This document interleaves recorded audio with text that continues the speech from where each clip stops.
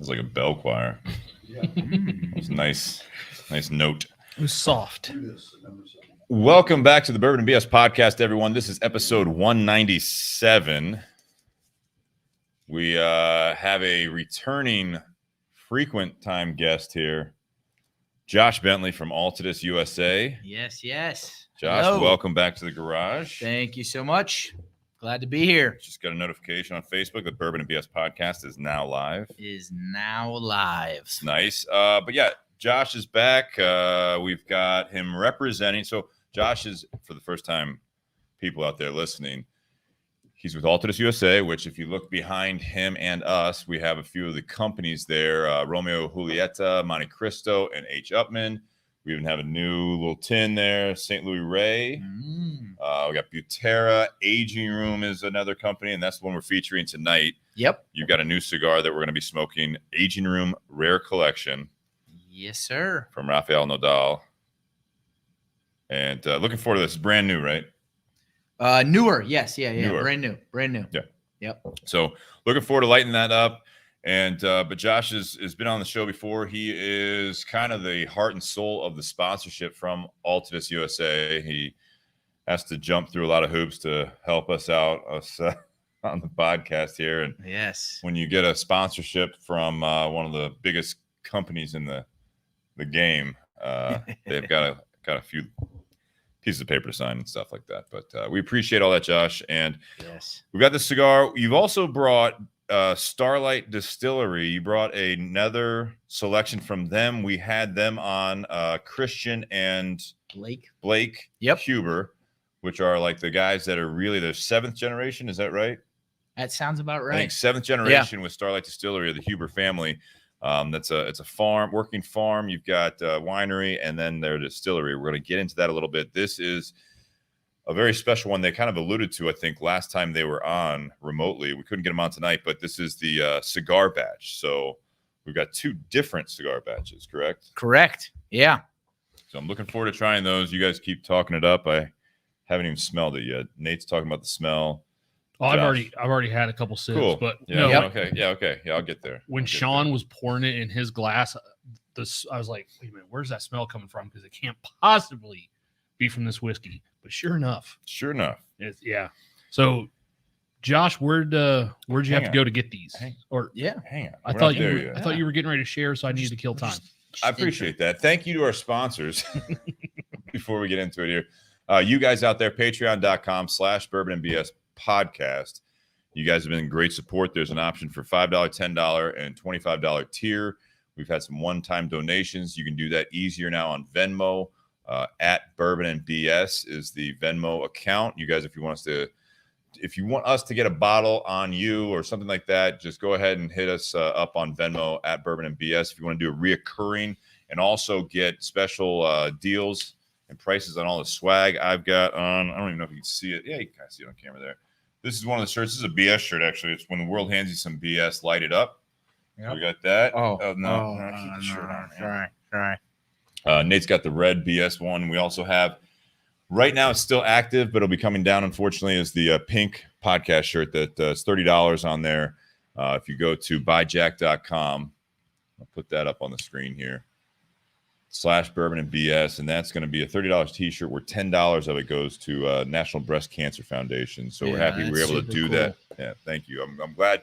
Thank you guys for doing that out there. Brian, I know, Nate, you got one on the way. Yep, should be here this week. You ordered it. I had one on a couple weeks ago. Spencer had his on that he ordered. So we've sold a handful, and we're really happy you guys have kind of jumped on that one. Great T-shirts, and buyjack.com is doing great work for us. And also Tinder Box at Easton, Columbus, Ohio. They're the ones that kind of is the hub of all of this. Great community, great store, great location, and also they do ship. Tinder Box at Easton will ship you cigars if needed. Hopefully we'll get the Aging Room Rare Collection in soon. We're going to sort that out, I think, tomorrow. But if you like this cigar, you should be able to catch it there or at your local brick and mortar. But check out Tinder Box at Easton. And then also Altadis USA, which is Josh. We already talked about that. That's where this cigar comes from. He's always got a special treat for the second part. And also BS Cigar Company. I've got a few of those floating around somewhere here. Gold and silver are available as well. Make perfect Christmas gifts, stocking stuffers, whatever you want. Yeah. Hanukkah gifts. Absolutely. Everything. Ziploc bag with a water pillow. That's right. That's right. So let's get into this. Yeah. Josh, you said you had a good Thanksgiving? Great Thanksgiving. Yep. Yeah. Low key. Went over to the in-laws. It was nice. Nice. Yeah. What about you guys? Nate? I drove up to Findlay for the in-laws and then drove back down to the south end of Columbus for my family. So about 250 miles driving that day, but I mean, it was good. It was a good day. Got it done. Yeah. Ate a lot of turkey. Yeah. I did not. Like, I had one plate of food at my in-laws, and then that was pretty much all I had for Thanksgiving wise. Like, I didn't have any desserts or anything. Like, in the last few years, I've been a little bit more conscious about my food choices at Thanksgiving. Why? I don't want to overdo it and feel like shit. Yep. I disagree. During the day, I went to the gym, and then I decided I came back home, didn't have a whole lot of food in the house. So while I was waiting to go over to family, I decided to grill up a steak, about 22, 24 ounce bone-in strip, and veggies and potatoes. And then about 3 hours later, went over to have Thanksgiving dinner. You're a hoss. You're a hoss. Unlike Nate, I didn't feel well later. Yeah. Came home and ate some leftovers and passed out. So I hope you guys had a great holiday, Thanksgiving. And that's what we're going to be talking about. Part 2 is, have the holidays changed? Just drop that on Josh here for the first time. That's right. That's right. I'm going to go ahead and share like this on a lot of different pages I'm involved with on my Facebook page. Guys, I'm going to share it on YouTube as well if you guys are enjoying it. Tell someone about it. Get the community bigger and bigger. We like having you guys on live on Wednesday nights as well. So what do we, Nate, you want to kind of lead the questioning here while I share and light up? Well, so Josh was gracious enough to bring a couple bottles of Starlight Distillery. This one is the Cigar Batch Bourbon whiskey finished in Brazilian Amburana barrels, which, if anyone remembers earlier this year when Josh was on and we had the cachaça, that's right. That was one of those woods that's native to Brazil that we talked about how they've been finishing some spirits in down there, and it's kind of made its way into the whiskey world a little bit. Yeah. And there are some whiskey companies using those used cachaça barrels to finish their whiskeys. There's 2 different bottles. They're both the Cigar Batch. And the one that is open that we're drinking out of was picked by, it says on the bottom of the label, B. Huber. Yep. That's Blake. Yep. And that's at 113.2. And then this one is T. Huber, and that's going to be 114 proof. That's their father, Ted. Yep. That's Ted. Yep. Okay. Yeah. So same blend, same mash bill for each one, just 2 different barrels, slightly different proofs, and we're drinking the 113.2 so far.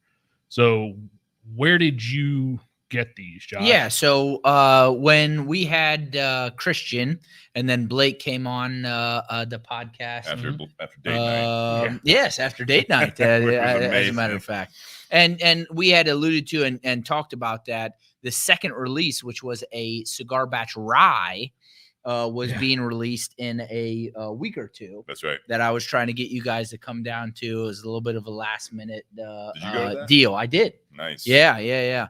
So this was the first release that I did not attend.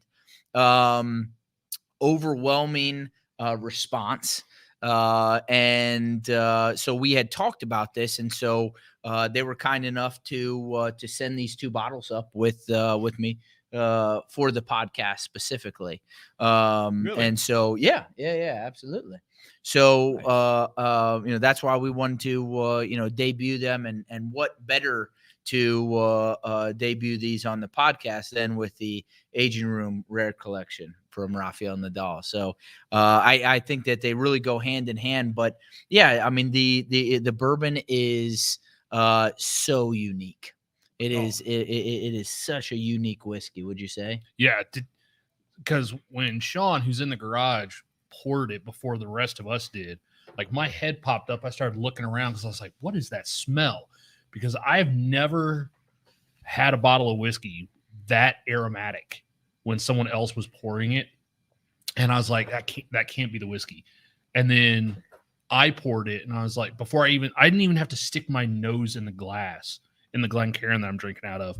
Just from the other side of the table, I was like, oh my gosh, what do you smell? Oh, I know what I smell. So I mean, I think it's very complex, right? There's such a lot going on. But tell them what you smelled right off the bat and exactly what you said.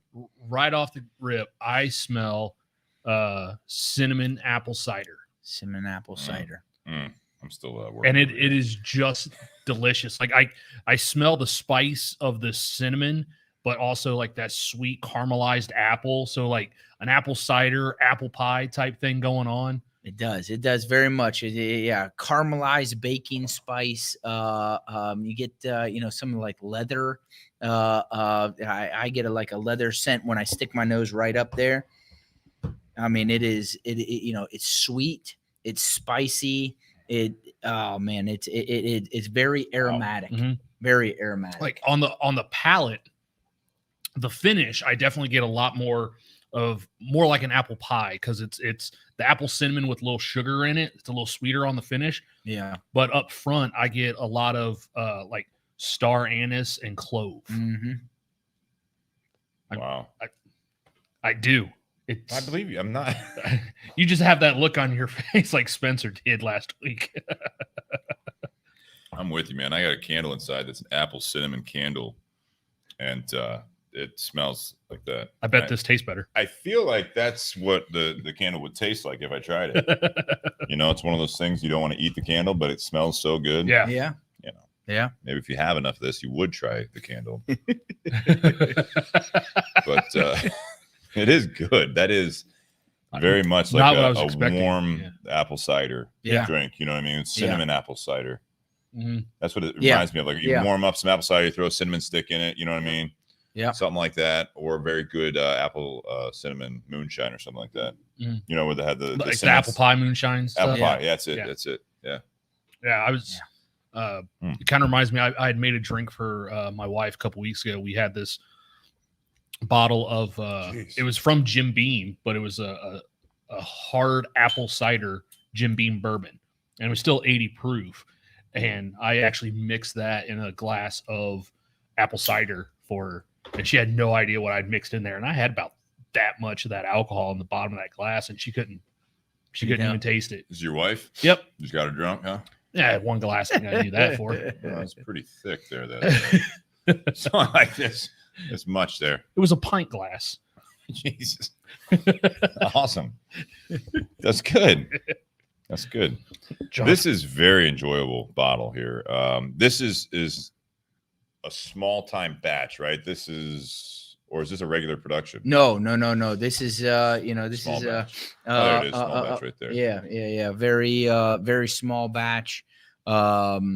It was part of from what I gathered from Christian when we talked about this, and he was first sourcing the barrels, right? They were going to their barrel provider, and these popped up, right? Well, I mean, how crazy is that we did the Umbrana Brazilian cachaça, Mm-hmm. Back in whatever it was, February, I think, with the Trinidad Espiritu 2, possibly. Yeah. And had no idea that, later on in the year, we were going to be drinking bourbon that were aged in those same barrels. So they finished it, correct? In there? Yeah. Finished it. So what Christian said is he said that the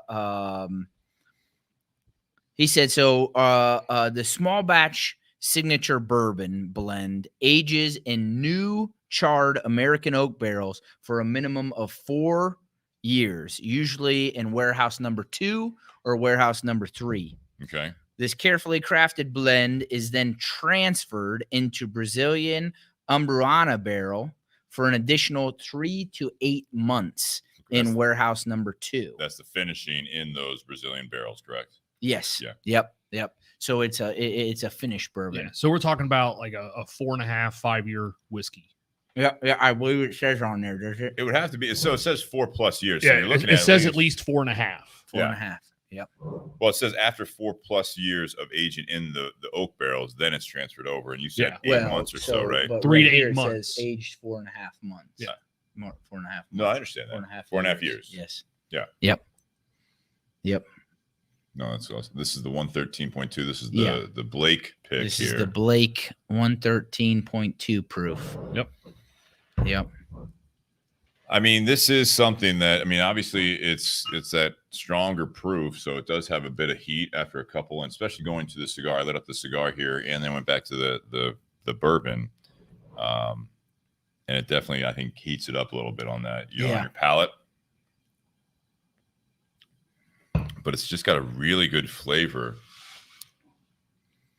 Yeah, you got a little of those like burnt sugar notes. Yeah, I mean, it's with it. A ton of like just food flavors. I mean, that's what it is, and this is something that is great for this time of the year for sure. Yeah, especially, and this is so oily as well. Like in the glass, it just like if you swirl it around, it just hangs and hangs and hangs on the glass, and because of that, it just coats your palate. Like you feel this thickness on your palate when you take a sip. Ray Cheshire says it looks like a dark color. It is pretty dark. Yeah, it's extremely dark. Got a bit of an amber to it. Yep. But yeah, it's definitely a darker coloring there. And that's, I would imagine, from the oak and possibly from the other barrels finishing it. From that, Umbrana barrels. Do we know what the mash bill was of this? I don't. Okay. I don't. Why? I mean, and maybe it was when I was sharing and I missed this, guys, but why is it called the Cigar Batch? Do we know? Yes. So this is interesting. This is what Christian shared with me. So when I was in the Rick House with him, when I was in warehouse number 2 and we were tasting, he had told me that a group from another distillery was visiting Starlight, and they were drinking a couple of different ones, and they came up to the Umbrana barrel at that time, right, which was still in, I don't know what you call it. Christian's not here, so experimental stages, right? I mean, they were still in the middle of finishing it, and they smelled it and they tasted it, and he's like, man, it's like it has some cigar box notes. That's right? It says that on the back of the bottle there too. Yeah. I was waiting for you to read that label.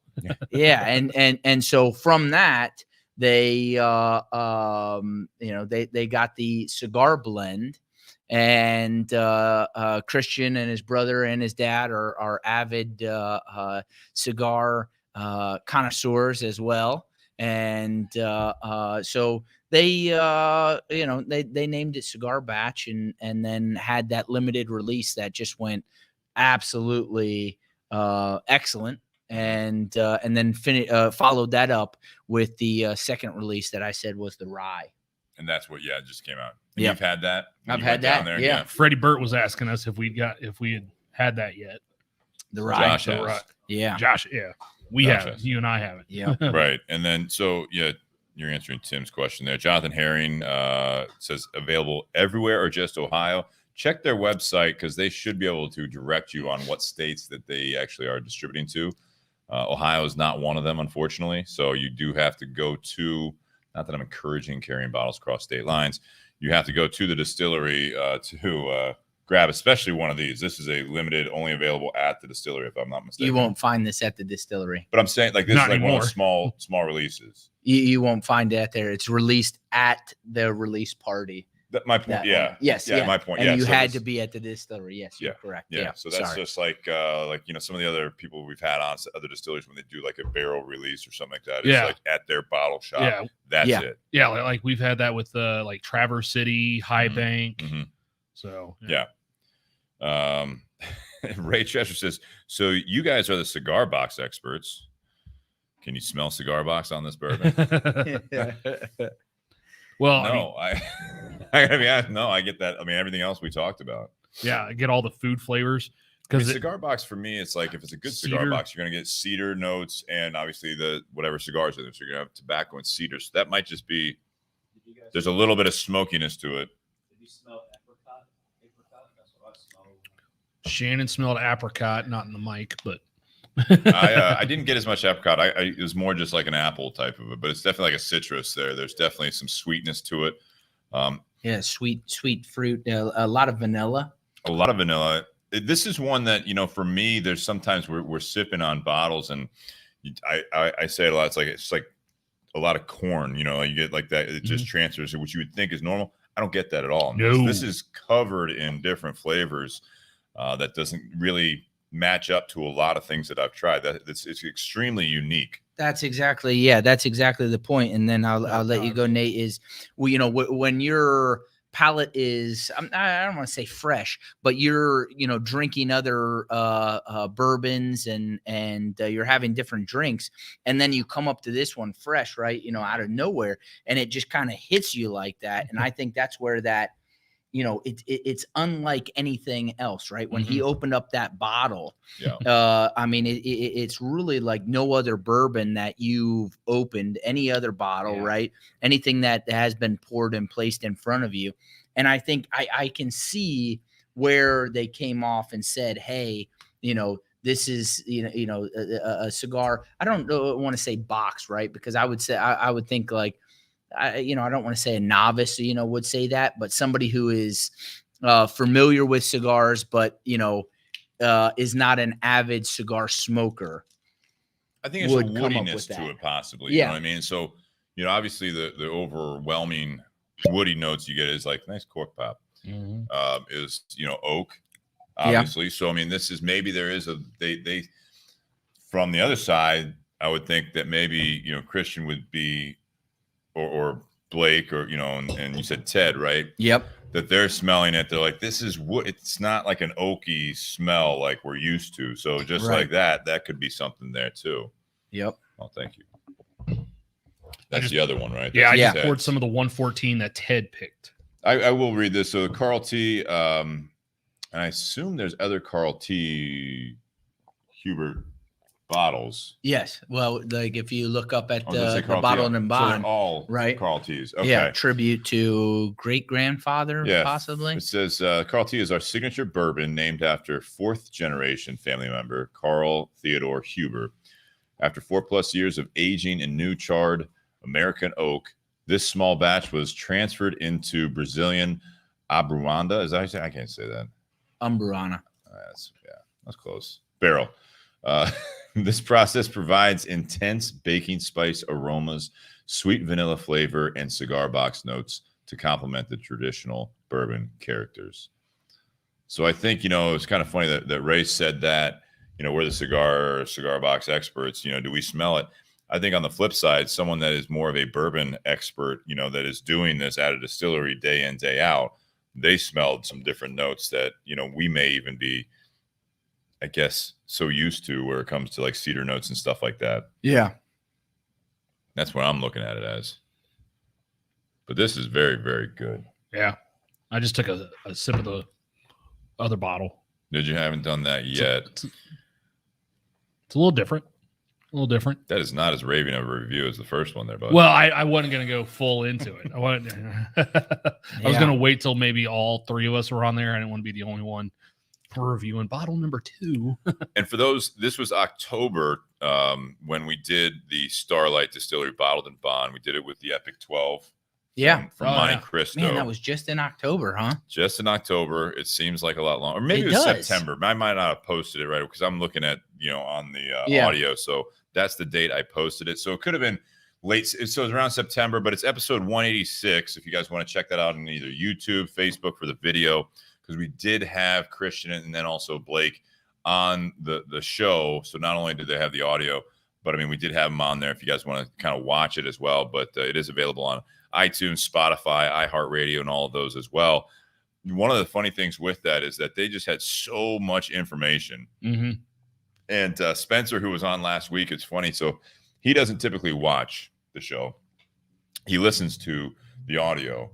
And so he listens because he travels a lot for work, drives, and also, mainly drives. But so he'll listen to them as soon as they're, up and going. And usually in the morning he's listening. And I was at work, and he's like, man, these guys are really knowledgeable. Or, this guy's really knowledgeable, because I don't think Blake had come on yet. So he was, listening to us on our end, and obviously with Christian. And Christian's just kind of spitting all this knowledge and talking about the history of the family and the winery, the farm, distillery, and all this stuff, and just rattling off everything. Just amazing amounts of information. I encourage you guys going back and listening to that. And then he says his name, and I was trying to hold off on it, but he came out and was like, yeah, being 25. And when he said that, Spencer sent me another text because he's listening. He sent me another text, and he's just like, this dude's only 25, just all explanation, in all caps. I'm like, I know. And he's like, this is insane. And then when Blake came on, who's 23 at the time, at least, and it was very impressive to listen to these guys talk. And then obviously at their age, it only makes me think about where they're going to be as this part of the family business continues to expand and get larger. And obviously they're tight with the guys at MGP as well, being in Indiana. They're family friends, if I recall from that story. So 186, I think I said, that was the episode that we had them on. I definitely would encourage, because Josh, you've gotten to know them pretty well so far. And I think, just the fact that connection's there. You guys have also, as a company, been out to the distillery. Yeah. For the Cigar Batch number 2, the rye release, we were there. So that was fun. And we're looking forward to doing some more collaborations with them. Absolutely. Yeah. Absolutely. So that's fantastic. Don't forget, if you remember from their story, they've only been distilling whiskey, I think, for 10, 11 years. I think 2010. Yeah, it was 2010. Yeah, because it was 2001 when they started doing apple brandy or wine and stuff like that. Yeah. Or no, it was apple brandy. And then 2010. So they've only been doing whiskey for 10, 11 years, and they're doing some amazing stuff. This being at least 4.5 years old, that means, back in 2016, 2017, they were making some stuff that was going to be pretty darn good. Absolutely. And that was early on in their days. Yeah. So, yeah, they've come a long way in a short period of time, over 7 generations. Absolutely. Absolutely. And the purveyors of very unique, right? Doing and I call it experimental, and that might not be correct, right? It might not be experimental, but doing the finishes, right, in the honey barrels and maple syrup barrels and cab, right, Cabernet barrels, all these different finishes, right, which gives this whiskey a very unique flavor profile. Absolutely. Well, and I can just go ahead and tell you the other bottle, completely different. Yeah, it's completely different. Have you sipped on it yet? Mm-mm. All right, we'll hold off. We're going to get into the cigar here. I'm going to do one quick thing, and I hope not to lose you guys, but I'm going to see if I can strengthen this connection, because we've got a weak connection here. So if we do lose you guys and you're listening live, be patient. Just going to throw that out there, because I might have to log back on. It might take just a moment here. So bear with us. We were good right at the start, too. Let's see.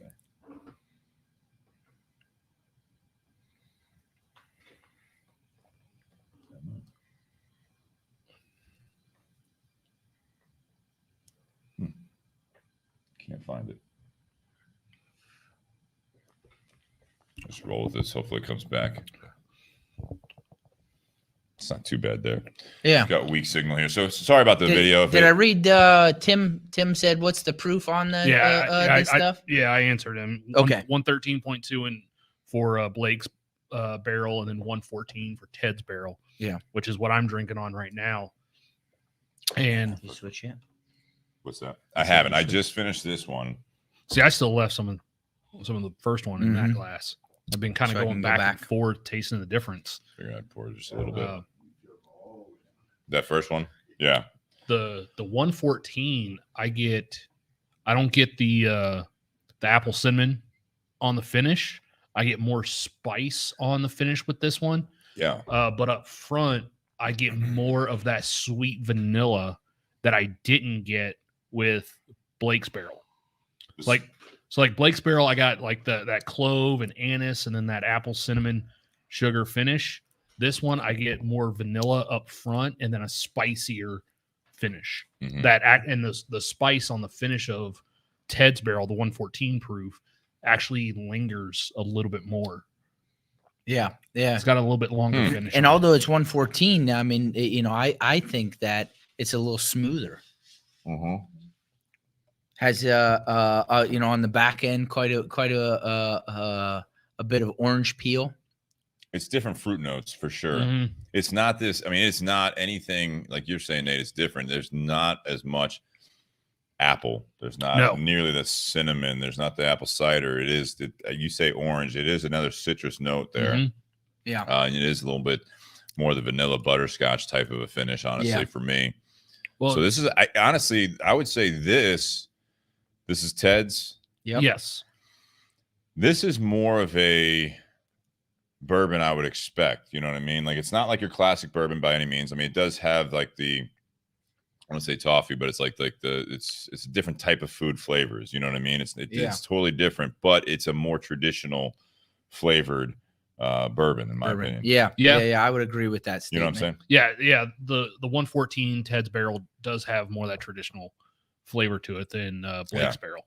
Yeah, I agree. Both very good. I will say that. Yes. I mean, I think both of these are extremely enjoyable. But yeah, that first one's very unique. The more that this is, I took a good sip of water there before I tried this.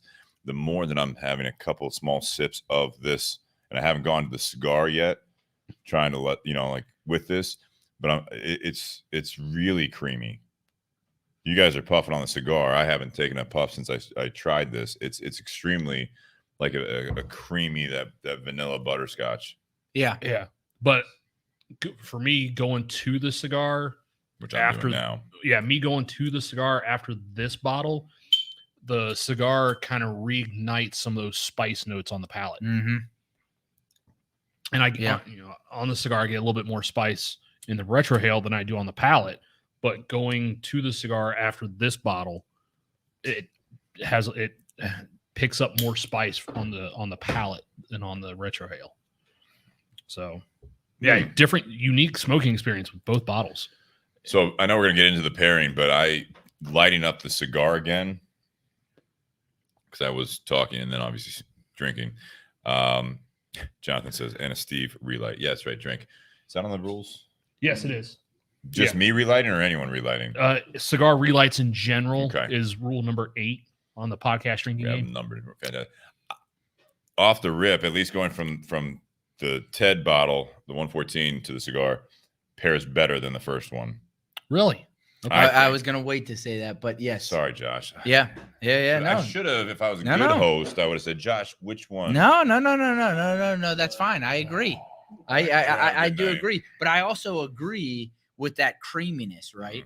Mm-hmm. The creaminess, when it coats your tongue, right? Yeah. And on the sides of your tongue, I get a distinct creaminess with the 114. These are like desserts. Like both of these bottles are like a dessert bottle. I mean, this is definitely a nightcap type of a bottle. When I say that, it's not like real sugary or, I mean, it's almost like a, like where a port would be an after dinner. This has got just a ton of flavor. Both of them do, where it's not, I wouldn't say this is your, not everyone drinks all day, but it's not like middle of the afternoon. Like, I feel like having a drink. I wouldn't grab this. This is something that I grab like at this time of the night. Yeah. You hung out or you had a nice dinner. You may have had a dessert. This is something that is, it's really enjoyable. With the cigar, I'm actually getting, and I'm thinking about this whole scenario, like with the after dinner, it's almost got a little bit of like a cream coffee type of a note kind of going between the two of Ted's bottle and the cigar. Yeah. Yeah, I can see that. Since Jonathan's asking if the rules are printed out. Jonathan, it's on the whiteboard. I know you can't see because of the glare of all the lights, but it's on the whiteboard. I think Jonathan's going to get drunk tonight. Yeah. Depends on how many times I say anise. Is that on there too? Well, did we really write that? Well, weird fruit reference. So pepper, white pepper, weird fruit. Well, reference. It was pepper, but bonus drink if it's white pepper. Oh, there you go. Steve adds water. That's one of them. Yes. Only me. Yes. And it was also like if you say focus, not if I do. Yeah, and it's also a drink if I say budget. You see, board of directors is on there too. I know, which is great. Yeah. Which is Josh's thing. All right, let's kind of switch gears here a little bit here while we keep sipping on these Starlight Distillery bourbons, these Cigar Batch Bourbon. Josh, you brought on a new one from Raphael called Rare Collection. Now, this is just, let me ask it, is this just one blend of tobacco called Rare Collection, or is this the start of a rare collection? That's correct. Yeah. It's going to be a series. Okay. It's going to be a series. Is it A or B? That's right. Yes. Yep. Is it A or B? Yes. Yes. So this is number one of the number one release. It's not a numbered statement, right? But it is a series of small batch runs, right? Of distinctively rare, well-aged tobaccos. Mm-hmm. Are they all going to be Rare Collection and then just be different colors, or are they going to have different names? This is just one of the names, or do we not know yet? Don't know yet. Because I see Rare Collection, I feel as though that's going to be, I would want to see like a series, like the distinction, the right? Aging Room Rare Collection. This is going to be the whatever you want, whatever, like the box, the white, the gold, whatever it might be called. And then you guys just switch up the colors because you kind of did that when it went into the Quattro series, right? When you guys did that with Raphael, when it was the Nicaragua, the Connecticut, what else? The original Maduro, and the Maduro. So you had 4 in there. Nicaragua had took all the praise from the other 3, but they're all very good blends of tobacco. Very highly rated. And you've had some other small releases as well, like the Pure Cepo. Was that a small one? Pure Cepo, yeah. It wasn't necessarily small. Ometepe that had a lot of Ometepe, and then the release of the Aging Room bin number 2. Bin number 2, that's right what I was off of the bin number 1 that was highly acclaimed, and then the bin number 2, which also utilized Ometepe. And is probably one of the stronger cigars in our portfolio. It's a good cigar. Yeah. All right, so this Rare Collection, you've got, obviously, you guys can't see it. Is it orange on they're seeing that? It's a white box. It's got a nice graphic of, probably get washed out, but I do want to this. No. Show everyone here. Because you guys do a great job when it comes to the presentation. Yeah. Raphael, so he is he was the owner of Aging Room, and then is the owner of Boutique Blends. Right. And Aging Room is under that portfolio of the Boutique Blends brands. And that's only one of the hats that he has now that he works for Altadis. Yes. Yeah. Yep. He works as our head of marketing, the marketing director. Wears kind of many hats, product capabilities. He's kind of the guy right now. Yeah, which is great to see. And that would explain if he's the head of marketing. Yeah, the marketing on this box is beautiful. You've got a tobacco field basically in a nice graphic behind it, and then it's a white box, and it's got just this gold embossment, but it's like basically like a stamp. You know what I mean? It's just the gold leaf look to it. Aging Room, and it's got the brass knuckles, which is the signature thing of Aging Room. Yeah, there's a story behind that. All right, and then on the inside, and you can tell us a story if you'd like. Inside, I will tell you the story later on. Same graphic, but it is an orange instead of the white, and then it's got almost like a gold dust look to that, like a gold paint look to the same graphic there. So really good marketing. Yeah. So I mean, this cigar is just. Nate and I were talking before, and it encapsulates. Thank you, Nate. I was having a little trouble coming up with that. It encapsulates. All right. Keep the whiskey away from Josh. Yes. But it really does a great job of encompassing. How's that? There you go. That'll work. Encompassing everything that a great cigar should be. And this was on the dry inhale and when we were smelling the foot, it was just a wonderful notes that come off of it that you can tell is very well aged tobacco. Yeah, it had this just the smell of the cigar had this very smooth and rich tobacco flavor to it. And then also the wrapper's got this nice velvety texture to it. Yeah. Yeah. So this wrapper is a Nicaraguan Cuban seed hybrid wrapper. Do we know what it's a hybrid of? Cuban seed. Yes. Yes. Cuban seed brought to Nicaragua, hybridized, and thus you get this wrapper. Come on, Nate. Well, no, I didn't know if we were talking if we were going to go like specific types of Cuban seed or nope. I think Corojo, sometimes with the Criollo. aging room, it's a bit proprietary. Yeah, as far as that goes. Yeah, I know I've looked at some other stuff, and it doesn't necessarily always say like Corojo or Criollo or any of that stuff. I mean, it's hybrid. And for those that are more into the bourbon or they, like part 2 of the show, if you're listening, it all goes back to the farming. I mean, this is where it gets down to it when they're doing hybrid. I mean, that's the seed. That is before it's planted. There is science behind it. This is something that it's when you're explaining cigars to people. And then, Josh, I do want to hear the rest. I'm sorry. No. But asking about the hybrid thing. I mean, this is what's so cool about that is that kind of also incorporating what's on the box there is the fields. I mean, this goes back to the farming side of it. When people ask a lot of questions on, they start learning about, like even with whiskeys, the grains and where they get the grains. I mean, this is something that it goes back all to the farming. Mm-hmm. Both of these products are very much, kind of farm to table type of an experience. Yeah. And so when you're doing that, and Josh is going to break down the rest of the blend, but when you have this hybrid, that's the amazing part. I always find very fascinating is that they've done this for years in this industry, obviously, because it's the farming. Now you have the technology to do a little bit more with it. But I mean, you look at some of these things that when I think about the blue mold scare in Cuba was a great story that you can kind of tell people. Like an example of this is that there's a huge blue mold scare. I don't think they admitted as much, but you hear the story that the farmers then had to, which it was kind of basically killing a bunch of the crops. Mm-hmm. And so you kill a bunch of the crops in a season or two, and you're having this blue mold problem on these crops, whether it be because of the climate that year or whatever it is, the rain or whatever is happening, or it's just something's attacking the crops. You have to do something as a farmer to produce something. Right.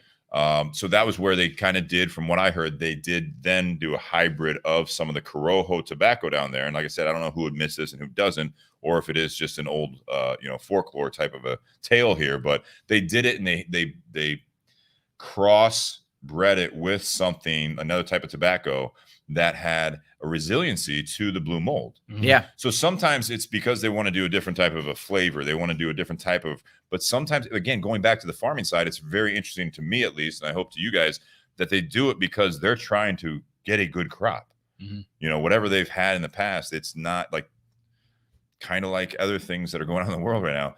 These mold, the viruses, they have an ability. They're trying to thrive as well. So you have to do things to tweak it. And that's what these farmers are doing. Well, yeah, it's very interesting that you brought that up, because when I had the opportunity to go to Honduras and go through the fields there and the Yaguara fields, right? The Yaguara farm, that we have, and is a little bit of an experimental farm, but they were bringing up a Cuban expert. Is it agronomist? I don't know. The study of agriculture and such, but they brought him up from Cuba to hybridize, and I believe at that time they were working with broadleaf, and bringing broadleaf to Honduras and being able to come up with a hybrid plant that, exactly what you said, Steve, is not as susceptible to the blue mold or the tobacco beetle, right? Yeah. That can absolutely ruin a crop. And, then you're just out a year. Tim Dodge is listening. Sorry. Cross-pollinated. And then he says it's the same they've been doing with corn and beans. I mean, like for 50 years. I mean, it's the farming side of it. This is the survival of it.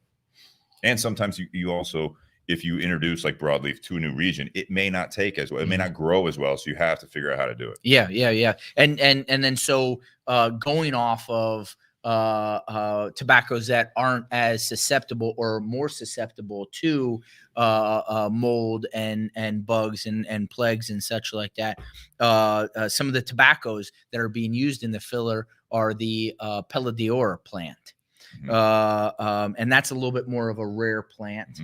I believe I had up what Cigar Aficionado reads. Pella d'Or, this colorfully named tobacco, translated from Spanish, it means hair of gold, is not terribly common in the cigar industry. The Cuban seed is from old-time Cuba, and while it's prized for its flavor, it's not hardy in the face of disease, so it can be difficult to grow. Yeah, I mean, you grow that, you take the chance. You're taking a chance there at that point that you really have to. You might lose part of that crop, and therefore it's a business, obviously, too. So you're going to lose out on that gamble sometimes. There's a side note real quick that I found really interesting. When I was in Cuba in 2018, I heard about they were doing something because obviously the other countries are, growing Cuban seed. Like you mentioned, this is a Cuban seed grown in Nicaragua. It was really interesting. I forget what it was. It was like a Habano of whatever year they said that they had just started doing, but it was a one-time use. It wouldn't pollinate. So you literally couldn't like take the seed and then you couldn't do many years off that same seed because it wouldn't put out any seed. It was just like you do it and it's like you need to get more of it. And they were like doing this in the labs and stuff like that. It was kind of a cool concept. Wow. Trying to keep it to just like, yeah, you can take it. You can get one run out of this and then you're done. It's funny you mentioned Habano because when I was thinking about the texture of this wrapper, it feels like a Habano, like a really quality Habano leaf on this wrapper because that velvety texture. It's got a sheen to it too. Sorry, Josh. Let's continue with no. That's fine. So we were talking about Pella d'Or tobaccos being used in the filler, and then of course the rarity of these tobaccos. They used a lot of tobaccos from AJ Fernandez. So this cigar, I don't know that we talked much about it. This cigar is coming out of the AJ Fernandez factory. AJ Fernandez is the one that's rolling this, and then they utilized a lot of the tobaccos from his La Lia farm, the Finca La Lia, which is named after his grandmother. Family farm. The first crop was in 2009, and it's more of a specialized farm, if you will. You guys use a wrapper leaf on an Upman project as well.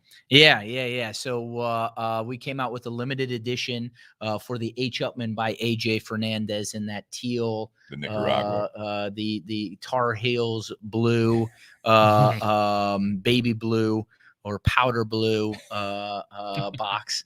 But the wrapper is different in that one. It only comes in a 6x60, and it is from the Finca La Lia. You put that right on the secondary band too. Yep. Yeah. That's cool. Yeah.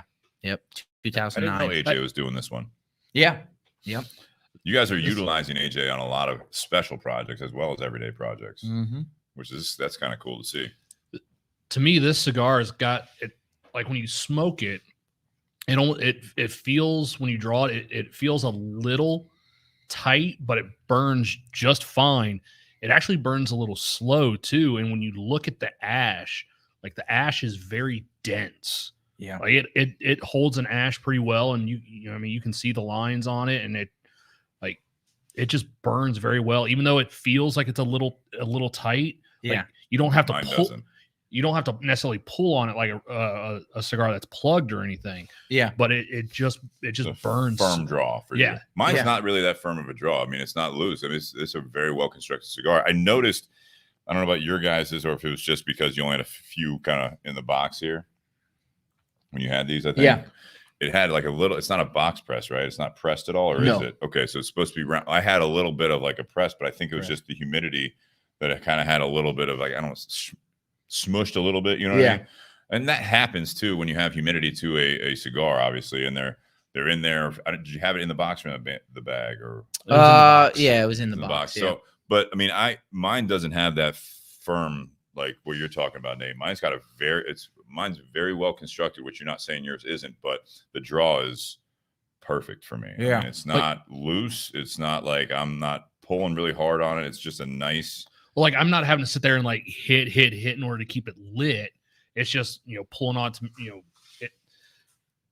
it pulls just fine. It's burning fine. Yeah. It's just like when I cut it and was looking at it, like it looked like it was going to be like really, really hard to draw through. It's not, but you can tell there's some firmness. Yeah. To the I mean, draw for me, it's a heavy cigar. Yeah. Right. I mean, when if you put this up against others its size, we're smoking a 5.5 by 55.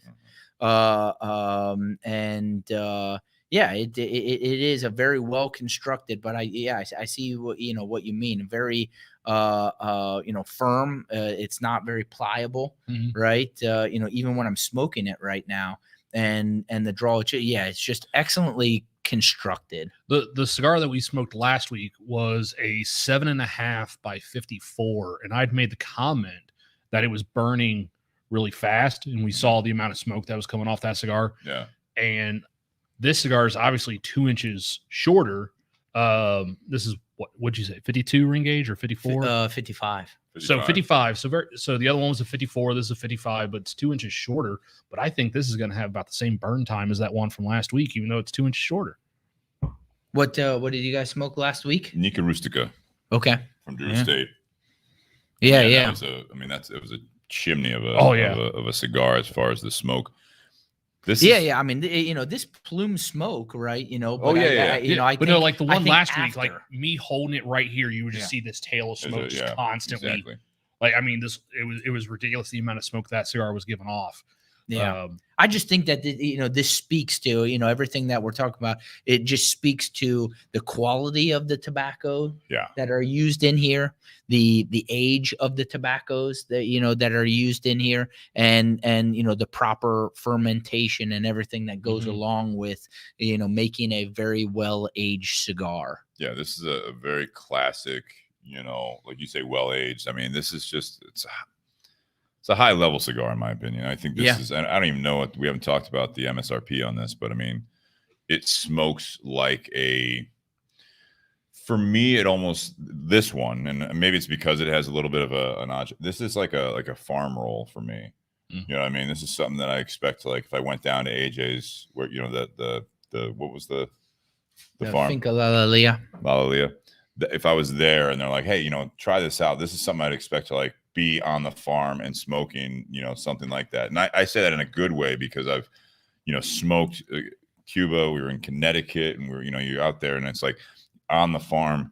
And this is something like one of their high-end rollers, or like the roller that's there, like doing it, like, here, try this one. And it's just like smokes perfectly. And you're like, Jesus, like, this is like as real as it gets. This doesn't, you know what I mean? Because sometimes even with the hand-rolled stuff and, everything from Altadis to some boutique brands, like everything, not boutique blends, but, like smaller brands, you'll have some that are so perfectly round and so perfect, which is the goal, right, with the molds. But I kind of like the fact that you've got a little bit of, like, on mine at least, like, see, I could kind of see it from over here. I was able to see it at an angle. That. I actually kind of like that when it smokes well, because I feel like I'm smoking like I don't know, it sounds stupid, right? But it's like smoking like a real cigar. This isn't like, this wasn't made in a factory, This is made outside where they're like at a rolling table, and they're like, here, now try this. And you're like, okay, I'll try it. And you're like, man, this thing's fantastic. Yeah. Well, another comment, when I was making a comment about the draw, like when I do draw through this cigar, I'll still get smoke coming out of the head of the cigar after I'm done drawing. Oh yeah. So look at mine. So I want to clarify, like, the cigar draws fine. It feels tight, but it draws just fine. It just, burns nice and slow. Yeah. It really is. It is an excellently constructed cigar. Did you mention the MSRP on this? I know Steve brought it up. I did not. I believe the MSRP is somewhere around 15. I was thinking somewhere around that Pelo de Oro or the Cepa that we had from Aging Room before. I was thinking it was going to be somewhere around that, but also with it being a rare collection, I thought it might be like the higher teens. Yeah, the pure Cepa and the Pelo de Oro, which is, a line that Raphael in the Aging Room, the Pelo de Oro, is a cigar a little bit more of a highly sought after rare. You don't see it everywhere. What, I mean, can I see that card you got? Yeah. You guys always do a great job with these things too. Thank you, Rafa. Yes, we do. And it does. We didn't even mention it. I said it before. I think it had a pigtail cap as well. Yeah. Yeah. A little pigtail cap that's actually like tucked in and tied. It almost looks like it ties through itself almost. Yeah, This is it's pretty crazy. All Nicaraguan. Yes. Yeah. Nicaraguan Puro. Top to Yep. bottom. Nica Puro. Top to bottom. And yeah, I mean, and AJ's got all the tobaccos in the world. I mean, it's ridiculous, from what I hear, like what his farms are pumping out and what he's got, at his the vault disposal there. I mean, this is definitely a unique one. I mean, just on paper, it's not as unique when you say, oh, it's Nicaraguan, throughout, and then you start dropping in some of the notes of what is put behind this, right? And it's coming from a unique farm. You got the Pela de Oro. And it's just you talk about the Nicaraguan hybrid wrapper. So there's a little bit of I want to say vagueness as far as that goes. As far it's Nicaraguan.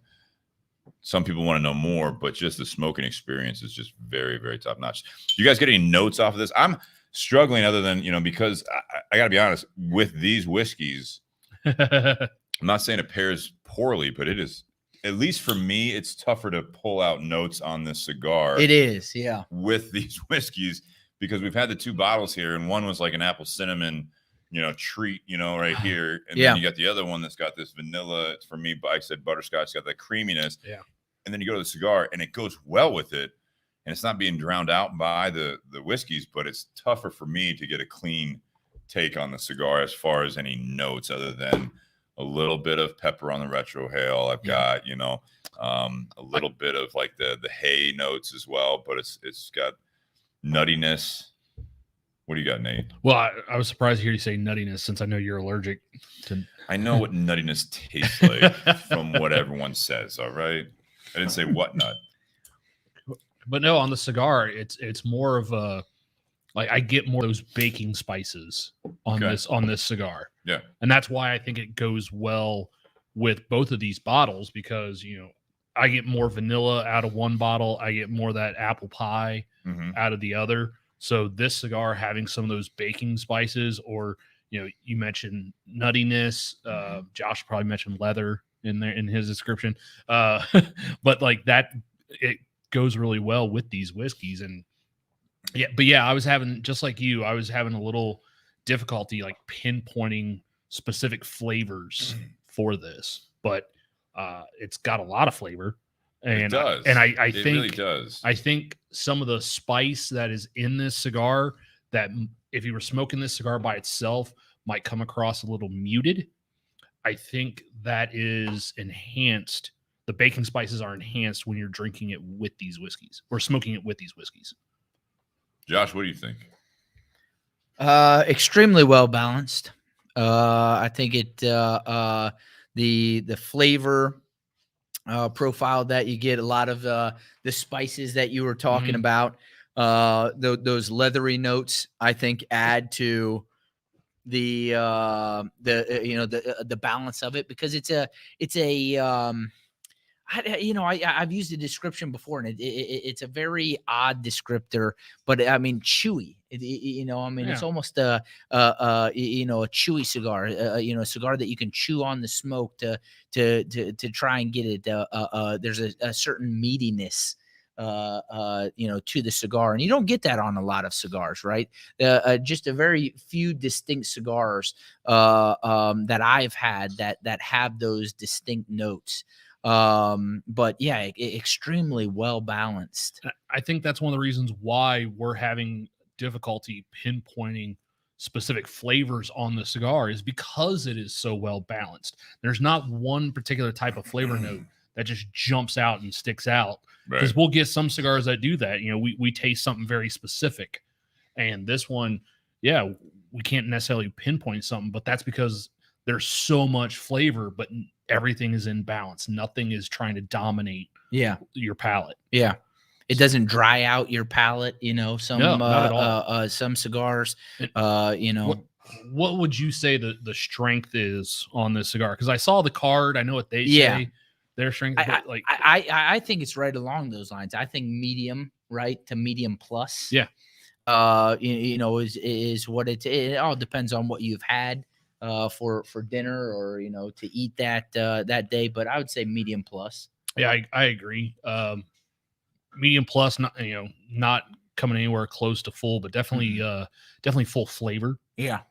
So I mean, this would be a good cigar, you know, middle of the day, or, you know, if you want to start your day off with this cigar and work your way up in strength, that's fine. But I mean, this is a good middle of the day type of cigar. Although because of the rarity of this cigar and the special tobaccos used in this cigar, this is one I would definitely want to smoke on a fresh palate, which I'm doing tonight. You know, I haven't had any other cigars before this today, so, you know, yeah, this is something that, because it's one of those special types of cigars or rare cigars, you want to enjoy that on a fresh palate. You know, Right. sometimes at the shop we'll get customers that are buying, you know, multiple cigars, and then they'll ask us like, "Hey, which one should I start with?" and I'll, you know, I may not necessarily pick the lightest cigar for them to start with. I'll pick the one that I think is the most unique and the most special. Yeah. Like I had that recently with one of our locker members. There was a cigar I recommended to him that he had never had before, and it was the Monte Cristo 1935, which I just absolutely love that cigar. It is my favorite cigar. Yeah.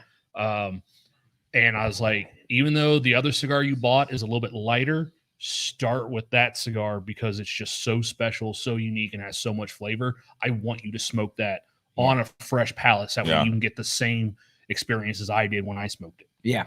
This is one of those that when you talk about strength, those your lead in there. Medium plus, I have a feeling you guys have it down 4 out of 5 as far as your strength indicator. This is one when I retrohale as I'm getting into the cigar. When I retrohale, I think it's a little bit deceiving as you're smoking this. It's there's other cigars out there that it tastes, or, you know, it kind of sits on your palate like a medium bodied cigar. But as you're smoking through the cigar, at the end, towards the end of it, I'm like halfway through or whatever, it builds in strength. That's where I think that I can kind of see what you guys are saying there. You know, 4 out of 5 there. I think it's medium to full. I don't think it's just medium plus. I think it smokes like a medium plus, but it's definitely medium to full. I think it's pushing fuller, to me at least. I don't want to say I'm feeling it, but I feel the strength a little bit more as you get into it, and especially when I retrohale, there's a lot to it. Yeah, I definitely got more spice on the retrohale than on the palate of the cigar, which is a nice surprise. And we've had some cigars that do that. You don't necessarily always get the spice. You know, we've had ones where no spice on the palate, spice on the retrohale, or spice on the palate and no spice on the retrohale.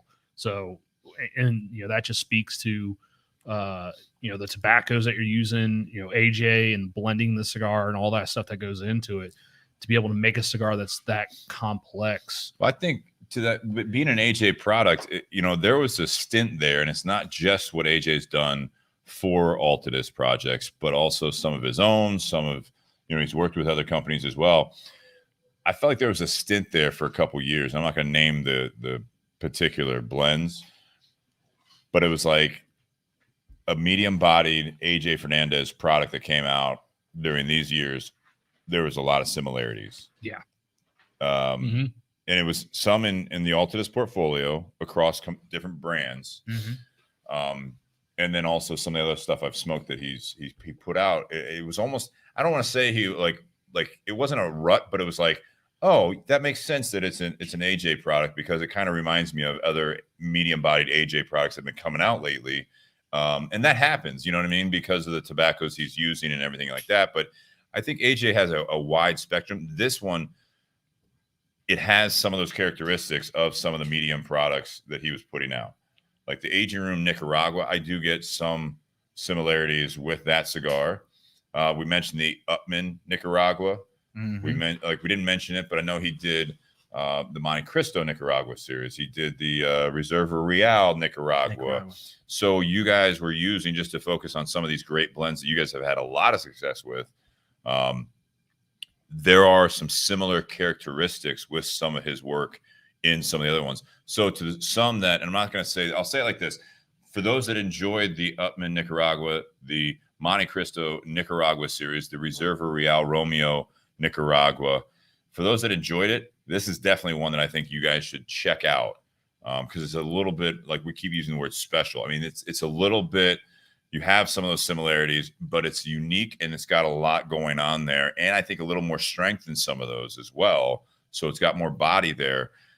For those that don't care for those, this is different enough that you might get some of those similar characteristics from those blends I mentioned. This is just me talking on what I recall smoking some of those blends, which I do like. But you'll get some of those signature, in my opinion, signature AJ Fernandez medium-bodied Nicaragua blended cigars, and then some on this one. And I think that's where it sets it apart. And that's honest opinion. I'm not trying to say that, it's just another AJ medium bodied. I'm saying that in a good way. Yeah. I mean, he's obviously had tremendous success.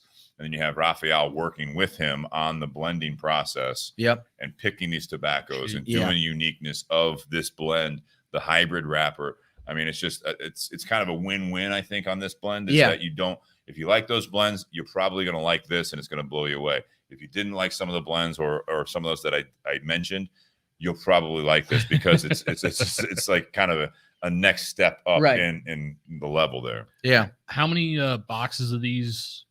Was there a limited number of boxes of these that you did, or nope? This is regular production now. Yeah, and small batch, right? Yeah, Okay. Not necessarily limited edition, right? But small batch until the tobaccos that they use for this particular blend are used, right? Are spent, and then they'll move on to the next series. Okay. And once again, AJ's got a lot of tobacco, so yeah. I'm wondering when Josh first mentioned that this is the first of what's going to be a series. Pardon me, I was thinking they were going to hold some of these back every time they do a batch, and then all of a sudden, after they do 4 of them, there's going to be a sampler. Could be Rafael Nadal, rare collection sampler. Here's the first 4. Did you talk to Rafa before no, we had this podcast? Never spoke to that man in my life. that's what I was thinking. Yeah. When you start doing a series, that's kind of what I think a series might evolve to. Yeah. Is doing a sampler. I know you guys did one with the aging rooms. Yeah. So there's 4 aging room blends, the Connecticut Maduro original and the Nicaragua, which was the 2019 cigar of the year. Yep. So that's what made me think of that. They may, in the future hold some of these back in order to do a sampler series of them. Yeah. Which I think would be amazing. Pretty cool to see. And again, limited tobacco. Again, I keep saying AJ's got a lot of tobacco. You guys are very clear when you say sometimes that you've got this many boxes of something. We're releasing, and sometimes for a company like Altadis, a limited run or whatever, we've got 15,000 or 20,000. It's not like we did it with the Henry Clay, the Henry Clay Warhawk Rebellious. Yeah, so it's not just we only have 3,000 boxes. A small run for an Altadis project sometimes can be something that will be available. Not to say wait and get it, but I mean, there's a lot. Yeah, I showed big project. I showed that to a customer last weekend, with the Upman 175th anniversary. Each of those boxes is numbered because there's 15,200 boxes, something like that, and we're boxed 9707 that we had in the shop. And that's what I'm saying. They're bigger. So I mean, this is something that hopefully will be around for a little while, for a few years, in production here. So that's fantastic. What else? Anything about this, or do you want to go on to the rankings? We can go on. Let's talk about put those this ratings out there. So it's rating time here. The whiskey, the cigar, and the pairing. For those that are listening for the first time, I know Josh brings some new listeners every time he's on, which I appreciate. He's got a bit of a cult following, I think, in the industry here. Josh Bentley. Are we rating both bottles? I think we should. Okay, that's how I have it written down. Okay, so we're gonna do basically tonight 4 ratings, maybe more actually. I think 5, because 2 whiskeys, 1 cigar, and then 2 pairings. The cigar with both whiskeys. So 5. Ooh. Yeah. So 5 out of 10 ratings. Buckle up. Here we go. I've already got mine written down. So. Good thing we start now. Nate, start us off. There you go. All right. Josh is calling the shots, man. He's good. Hey, that's fine. I was ready for it. That's why I have mine written down already. All right. So for the whiskey, starting out with Blake's bottle, which is the 113.2. That's the one that I got a lot of the apple pie finish and the anise and clove up front. I'm going to give that bottle a 9.5. Okay. It's absolutely delicious bottle. The Ted's bottle, the 114 proof, I'm going to give that a 9. I actually like Blake's bottle a little bit more than Ted's. It is different. Ted's bottle gets more of that vanilla up front and then a little bit more spice on the finish. Right. But I remember when you guys were talking, I think we might be a little backwards. I prefer Blake's. Just stick bottle. with yours, man. Don't be influenced by Josh and I over here. I'm not. That's why I wrote them down. Sticking to it. The cigar, I'm giving the cigar a 9. 9. It's an absolutely delicious cigar. I love the way it burns. I love, the fact that it's only a 5.5 inch cigar, but it's burning this long and has such a good flavor. Yeah, it's a solid 9 for me. I really enjoy the cigar. Pairing, I like this cigar with. So I said I like Blake's bottle more. I like the pairing with Blake's bottle more as well. So Blake's bottle, the 113.2, I'm giving that pairing a 9.5. And then with Ted's bottle, I'm giving that pairing a 9. So the pairing matches directly up with the ratings of the bottle. Yeah, because the cigar, going from either whiskey to the cigar, both bring out a little bit more of the spice of the cigar up front that I wasn't getting by itself on the palate, because I was smoking the cigar for a while by itself without taking a drink for like a good 20 minutes. And all of a sudden taking a drink of the whiskey and then going to the cigar, the spice of the cigar was more prevalent up front than what I was getting just by itself. But I think for me, Blake's bottle having a little bit more of those fruit flavors, the apple pie finish on it, I think that just balances out with this cigar a little bit more for my palate. Okay. Yeah. Can I get a little bit of both here? Yep. Which one's that? That glass. Yes, sir. Right over Josh. It's awkward. Sean, you want to be the audience, the guest audience rating coming from the crowd here. Sean Wilkinson, everyone. Explain which ones, because you didn't have everything. Yeah, I had both. Oh, never mind. Whatever. And I'm buzzed like a mofo because that shit's strong. I think it's because you're sitting next to the propane. Well, I think should I get a rating on that too?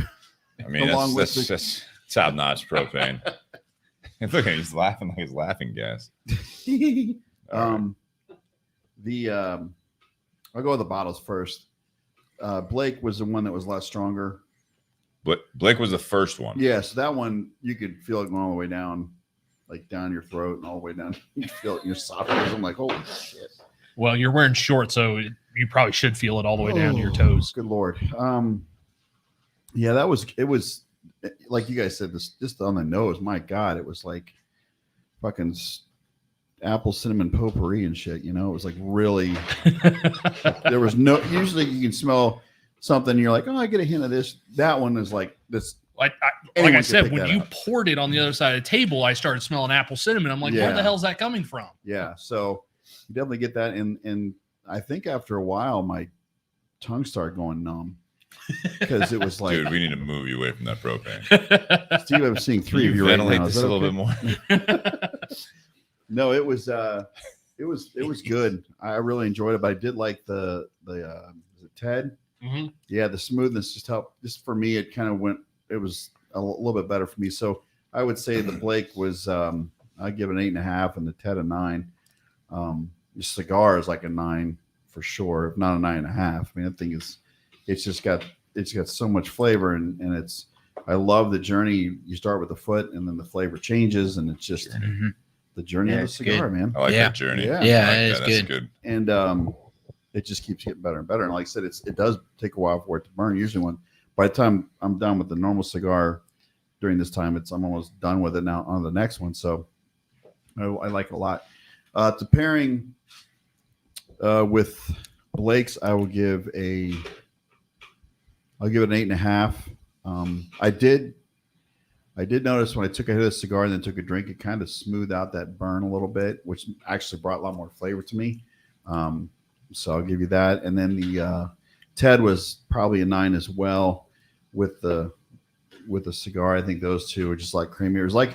It was a nice transition from something with a lot more spice to a little more cream. It just kind of, I think after you drink one and drink the other, they complement each other as well. Yeah. And then and the cigar with the Ted, I give it a 9.5. I think it's a great mix for me. So. Yeah. Nice. Yeah.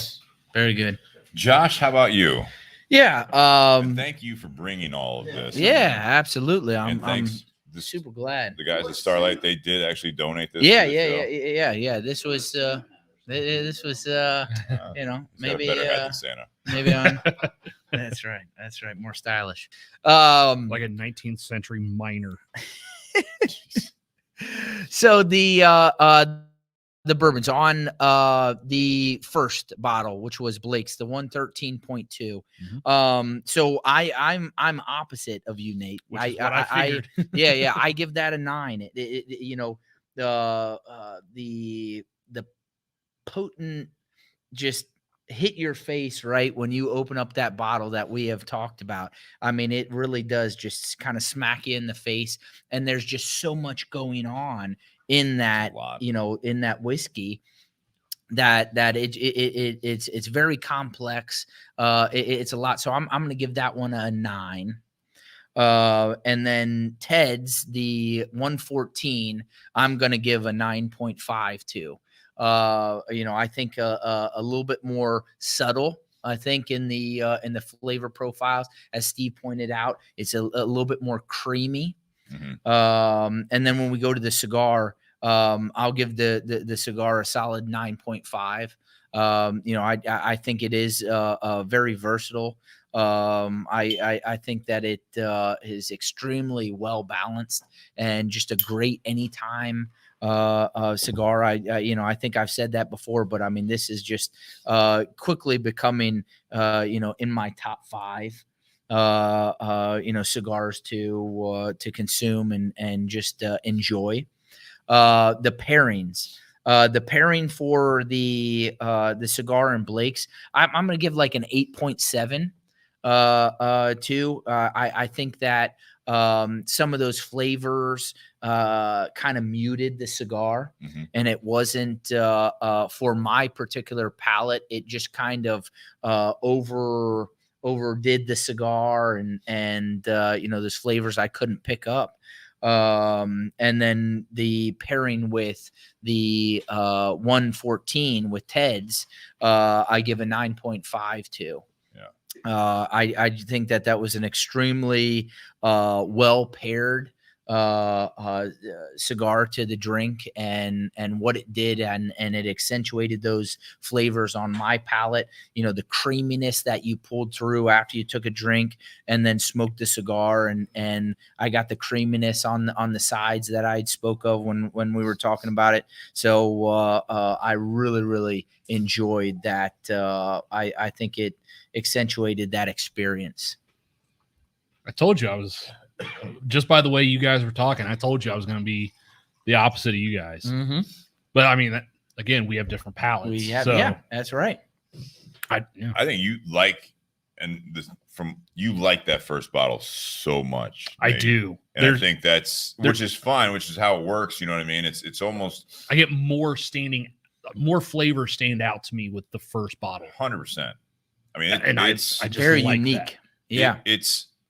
I was looking, like, while you guys were talking and everything, I looked over one of our friends of the show, you know, Watershed, like they have some of their the 6 years that are finished in apple brandy casks. I was trying to remember, like we were talking about, like, there's nothing like this, and I'm like, this is super unique, but like we keep talking about that apple and everything. I'm like, I guess I did get a little bit of that. It's completely different, but I mean, a little bit of that with that finishing in apple brandy casks. You know what I mean, like that, like finishing, like, so. Yeah, it's interesting that they were able to pull 2 different products utilizing the same type of aging techniques that they did with those Brazilian. And who knows, with these two, when Josh read it, like it could be rick house 2 or 3. So we don't know if these came from different rick houses, if they were in the same rick house, different floors. But we've talked talked about that in the past with the Wild Turkey. They had 2 barrels that were distilled the same day, barreled the same day, same mash bill, sat next to each other in the rick house, but they were 2 different products. Right. I mean, it's just how it works. Again, going back to like we were talking about the farming, it's just part of the science behind how all that works with the position of it and how the everything ages. So for me, the whiskeys, I like Nate said, I mean, and I think we kind of alluded to it as we were talking about it. I'm more along the lines of what Josh has rated these. I think that the first one, and did you go back to the first one, Josh? Yeah. Yep. It's just as potent going back to it after drinking the second bottle and smoking the cigar some more and doing this. We've been at it for just over an hour and taking a sip as I poured, that second small glass here, going back to that first one, it's all over again. I mean, it doesn't quit on you at all when it goes to that. So I'm going to give that first one the uniqueness. I'm there in that 9 as well. I think that, it's a fantastic experience. That's a fun bottle. I mean, it really is. It's a fun bottle because it's something, if someone comes over, you can give this to a novice bourbon drinker. You can give it to some people that have been on the show before. I think of trying to get him back on, like Bob Breyer, who's a friend of the show. Mm-hmm. I mean, he's doing barrel picks with other distilleries a lot. He's got a hell of a collection. He's one of those guys that, I mean, he's getting more and more well connected with some of these major distilleries that I won't even mention, but that's a guy I'm like, here, try this and tell me what you think of that. And I think even a guy like who has had way more different bottles than I've ever had. Oh gosh. Yeah. He's going to look at it. He's going to take a sip of it and just look at you like he'll probably go wide eyed. Like, what is this? Because it almost makes you think, it almost gives the perception that it's a flavored whiskey, but it's not. Right.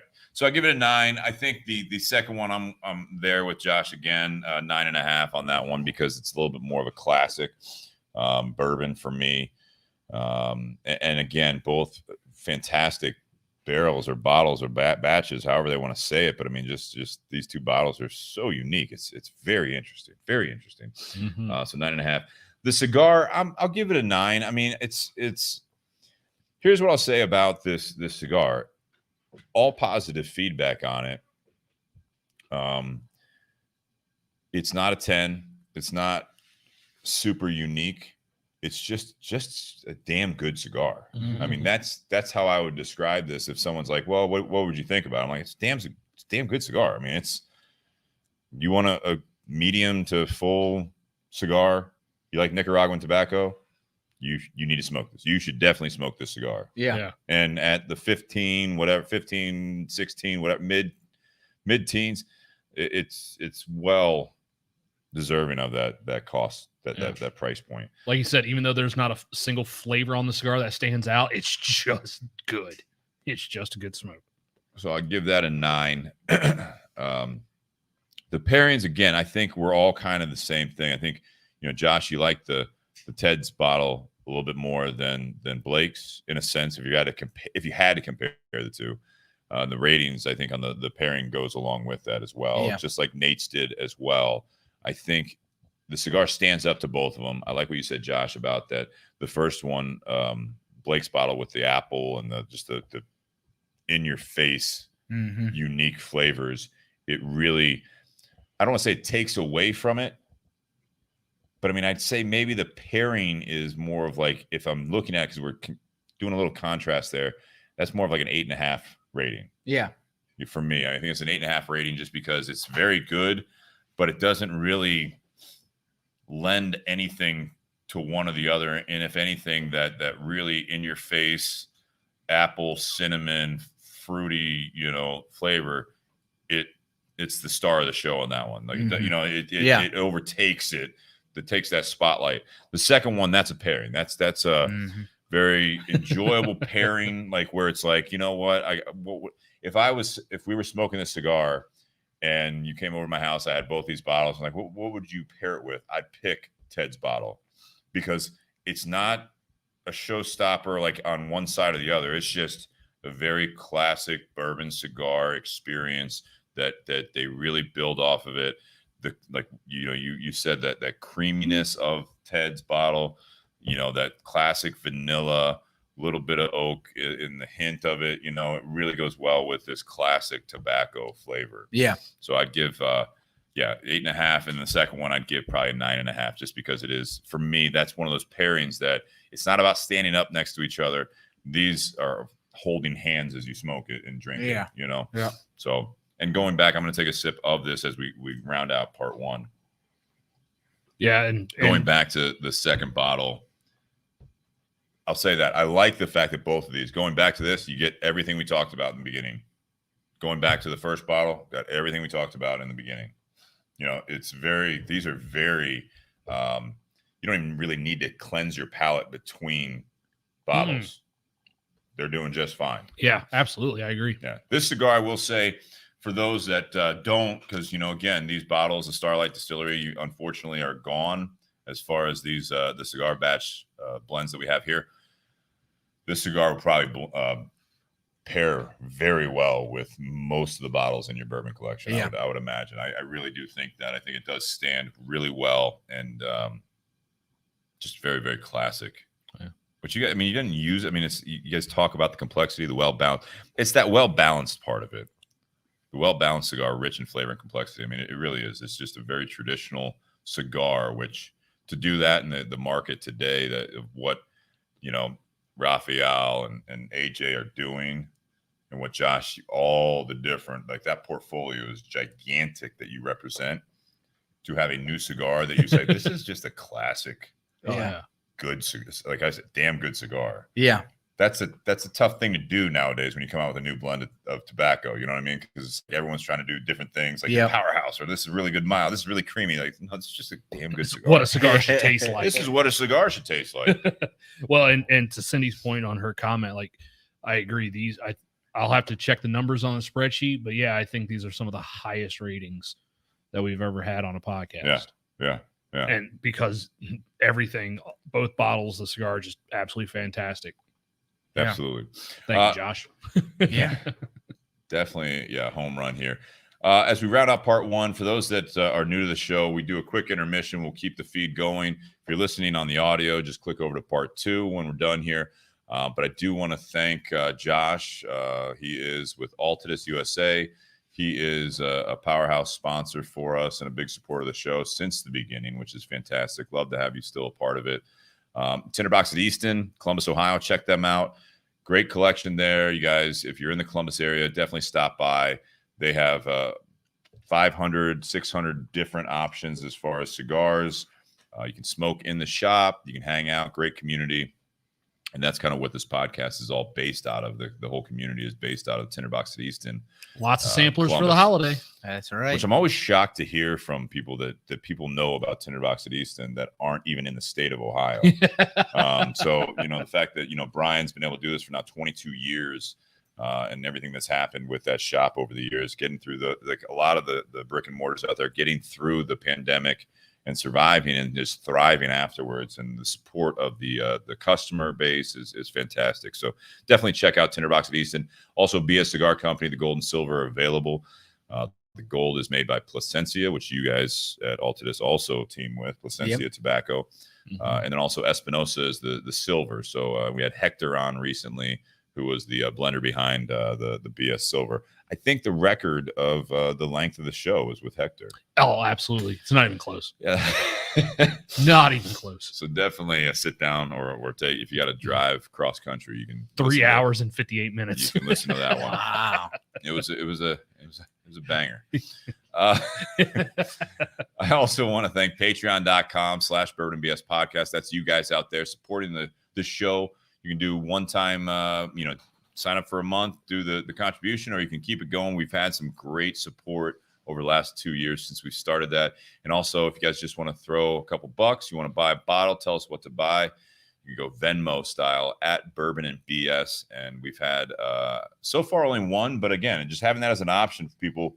And I know we've had a couple of one-time donations. That's the way to go, as opposed to signing up on Patreon and then canceling it right after.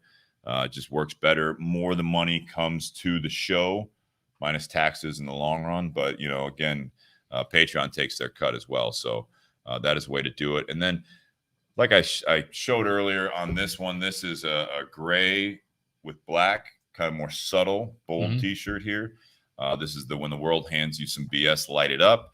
We've got the podcast shirt in multiple colors. Right now, it's still live for maybe another few days, maybe a week, of the pink charity shirt for National Breast Cancer Foundation. That's going to be a $30 T-shirt. That is on buyjack.com/bourbonandbs. $30, $10 of that goes towards the donation to that foundation. You also have a red one, I think. We have the gray and a black one as well. And blue. Venmo is at Bourbon and BS.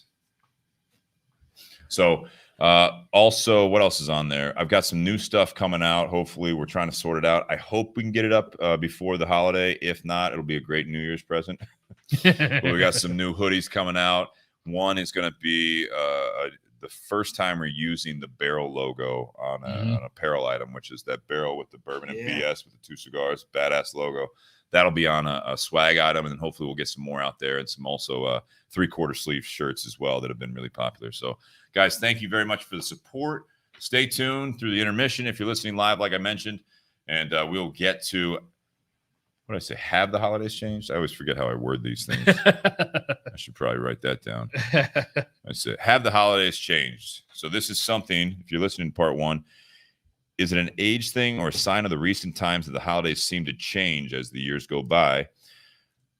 We are in the middle of the holiday season, and it can get busy and out of hand sometimes. How does it look for all of you? So we're going to talk about that in part 2. Guys, cheers. Happy Whiskey Wednesday. Cheers. I'm going to cheers for this first one here. Yeah. Boom. Boom. Then we'll do some dinero. Thank you, Shannon. God, look at just the way that creeps down there. I know. Oh, I know. It's so oily. Amazing. Both of them. Both of them. Amazing. So oily. The last few bottles we had weren't as strong as these. So, yeah, we're in the intermission at the moment, but I would say, 113, 114 is not, it's not light. But we've also had some that are like 120s pushing 130. And we've talked about it before. This one drinks like it could be like a one, like especially that first one. That first like one, a 125. I mean, that first one just, it's got some, not heat, but it's all in there. It's so both of them are so oily that they just coat your palate. We talked about that when or Steve and I learned a little bit about that when we were down in Louisville back in June and did the tour of Old Forester. Yeah, the lady our tour guide was talking about how some of those higher proof bourbons, even though they may come across hotter, that's where you're going to get a lot more of your flavors because it's not watered down. And, it's kind of like making the stew or the soup. She said, the more water you add to it, the less flavor. The first one gives me a little bit of heartburn. I'm going back to it. But first one. When I listen to you guys go ahead. When I listen to the two of you describe the second bottle, just for a little bit, I knew I was going to be the only one that liked the first bottle more. Yeah. And so I had posted the picture on Instagram and tagged Starlight in it, and they shared it. And then I was like, I got to be honest, I like Blake's bottle better. I don't know which one of them is running the Instagram page, but I definitely like Blake's bottle a little bit more. But I mean, can you take a break? Yeah. No, I'm good. You good? Yep. Hey, you good? I went before. Yeah, I'm good. But the fact that on the whiskeys everything was at 8.5 to a 9.5, that's solid. All of us gave the cigar 9. Josh was a 9.5. A little biased there, but but then on the pairings we're all 8.5 to 9.5. So I mean, just solid products, and they just go well together. And Josh was saying before the podcast when we were smelling the cigar and doing the cold draw, like there was just something about it. And you had at least had the whiskey before. Steve and I had not. But you were like, yeah, this is going to go well. Yeah. This is going to go well. Yeah, just the meatiness, right? I mean, I use that in my Jonathan, shut up. Uh-oh. Jonathan Herring he's down in Houston. He goes, it's only 65 degrees. Had to throw on a hoodie. Yeah. All right. I want to look and see if this is rated. I don't know if this is rated yet. Probably When not. did It's when did new. this come out? I mean, within the last month. It's newer. Yeah. Because I forget when we talked I can't at remember. the shop about it. It hasn't been out long though. Yeah, it has not. All right, you looking that up? Yeah, I'm ready. Okay.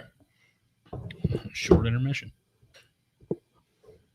Welcome back to the Bourbon and BS podcast, everyone. This is episode 197, part 2, Beyond the BS. This is where we kind of get into the life topic. We've had a couple of glasses of fantastic whiskey from Starlight Distillery, Cigar Batch, 2 different bottles, 2 different small batches.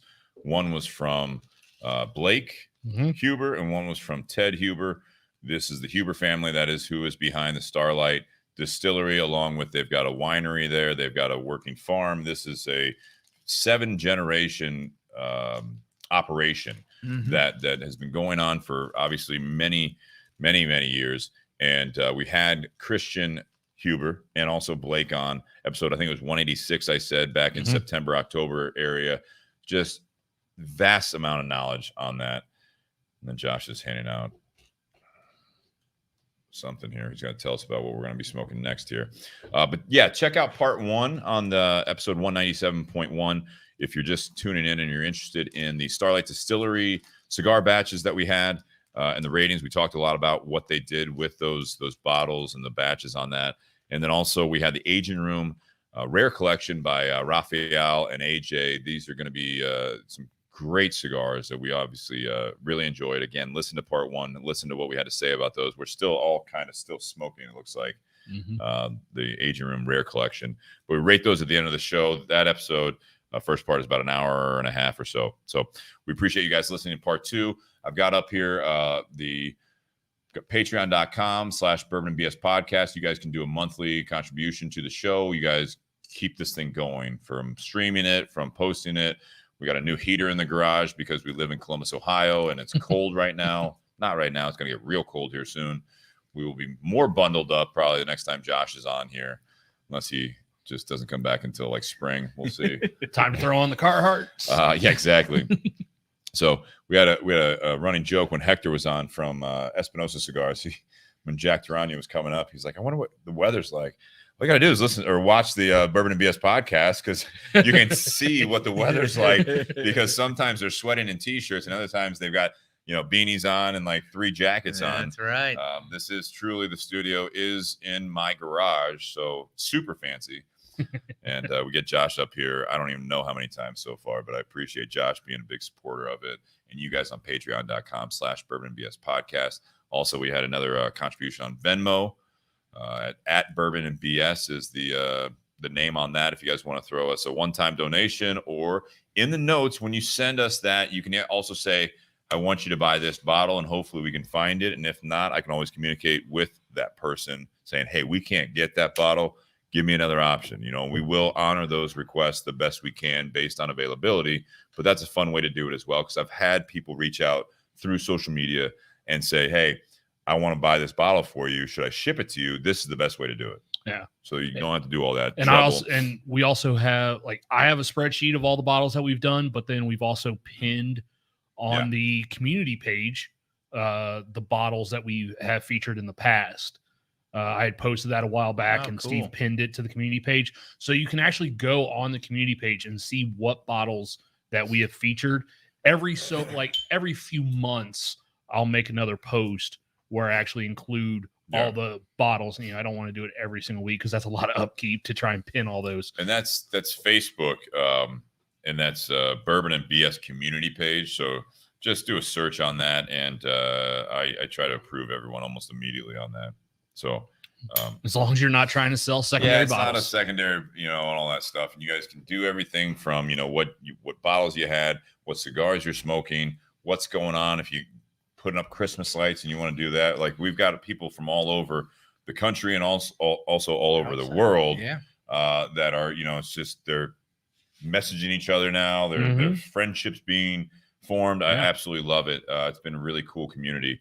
It's not just bourbon. It's not just cigars. It's really about the people, which is kind of what the extension of what we do on the show, and that includes part 2. So part 2, and I do have up on the screen, Tinder Box at Easton in Columbus, Ohio. Check them out. That's kind of the hub of all of this.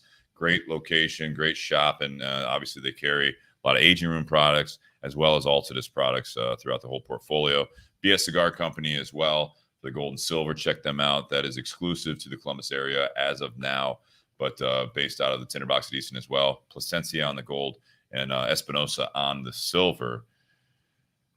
Yeah, and then buyjack.com/bourbonbs t-shirts. If you're a Patreon member, you actually get a discount rate on you get a sale price basically on all the swag as well. So we appreciate the support. And buyjack.com is putting out some great shirts so far for us. Love their products. They're doing a great job for us. And then it's basically you order it on there. It's print to order. It's real easy. I should have mine come next week's episode. Yeah, that's awesome.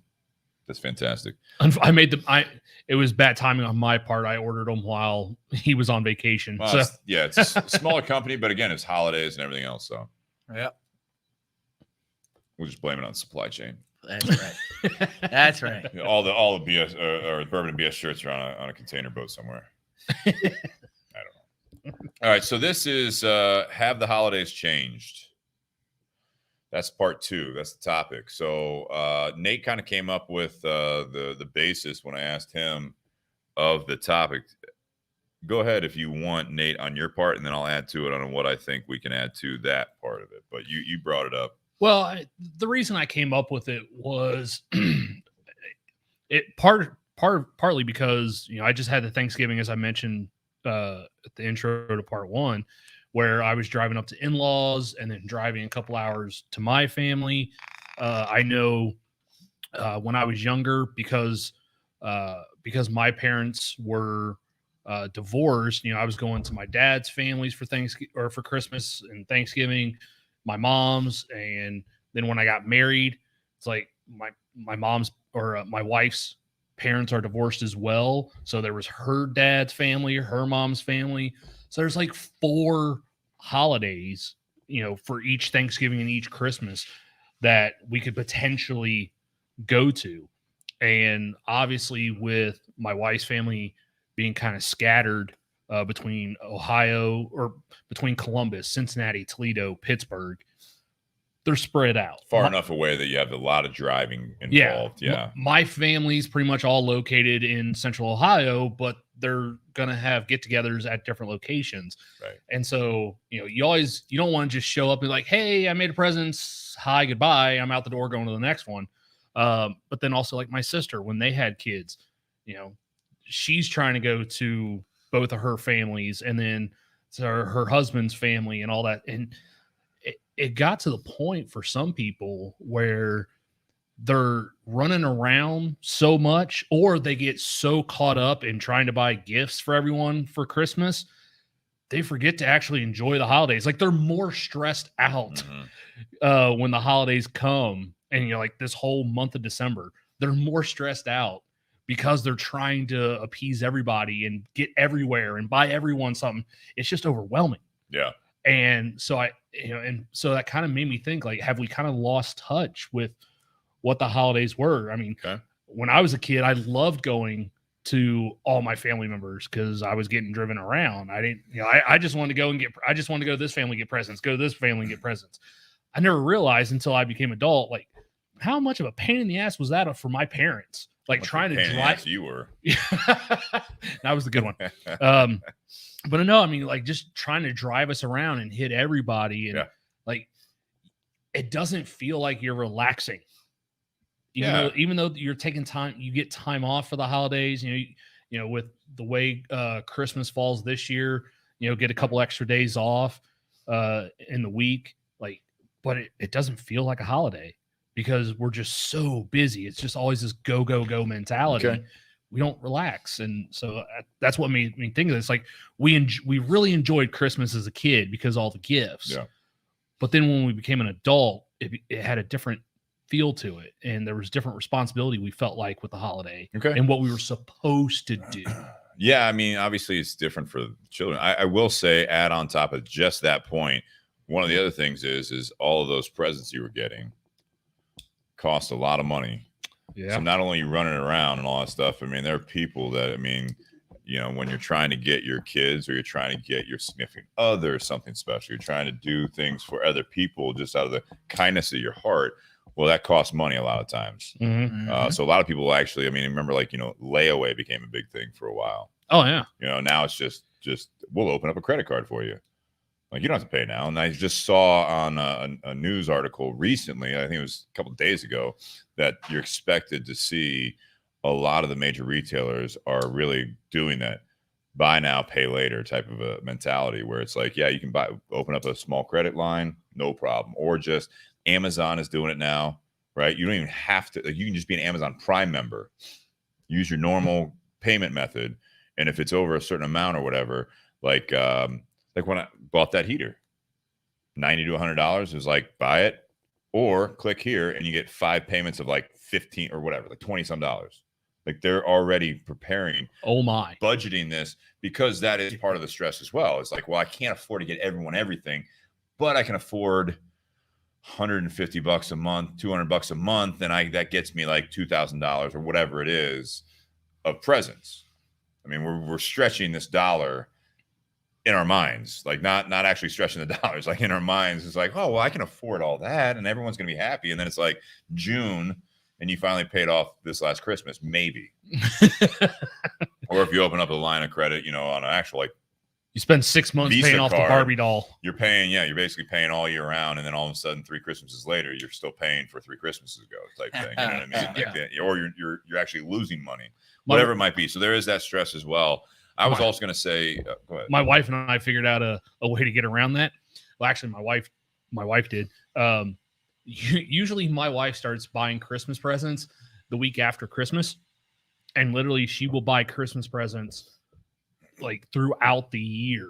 So you're paying for these things throughout the year, just like someone that buys them all at once, but they're paying after the fact. Yeah, we're not paying interest on it either. No, but I understand but that. like, I remember, like, because I remember someone had said there's a lot of people that they sit down for Thanksgiving and start choking on their turkey because they're like, oh my gosh, Christmas is on the 25th this year. It's the same time every year, but now they have like because they hadn't planned, they have a month to get all this stuff bought and accomplished. Right. So what my wife did, and it really does take away a lot of the stress. We just on you, both of us. It takes away the stress on both of us. Well, yeah, right. He doesn't even register.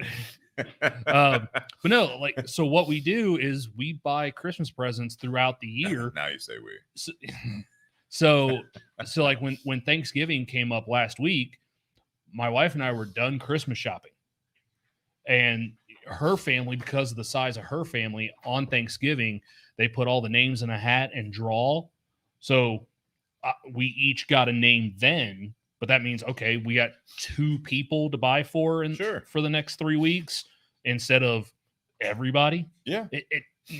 Planning that, whether you buy throughout the year or you just put money aside and then you buy, like, either way. You tackle a couple of things there. I mean, obviously you can do more thoughtful gifts, which you have done actually for me. Even like, you know, you and Jess have done some very thoughtful gifts because, you know, you're not doing the last minute thing. The booze box, the Tony collar was very thoughtful. You know what I mean? Those type of things, you do personalized things, or you can be like my mom is hilarious over the years. Like and I think my grandma was the same way. I think it's something hereditary on their side of the family, is that they will find a Christmas present in like April that they forgot that they had bought last year for someone for the previous Christmas.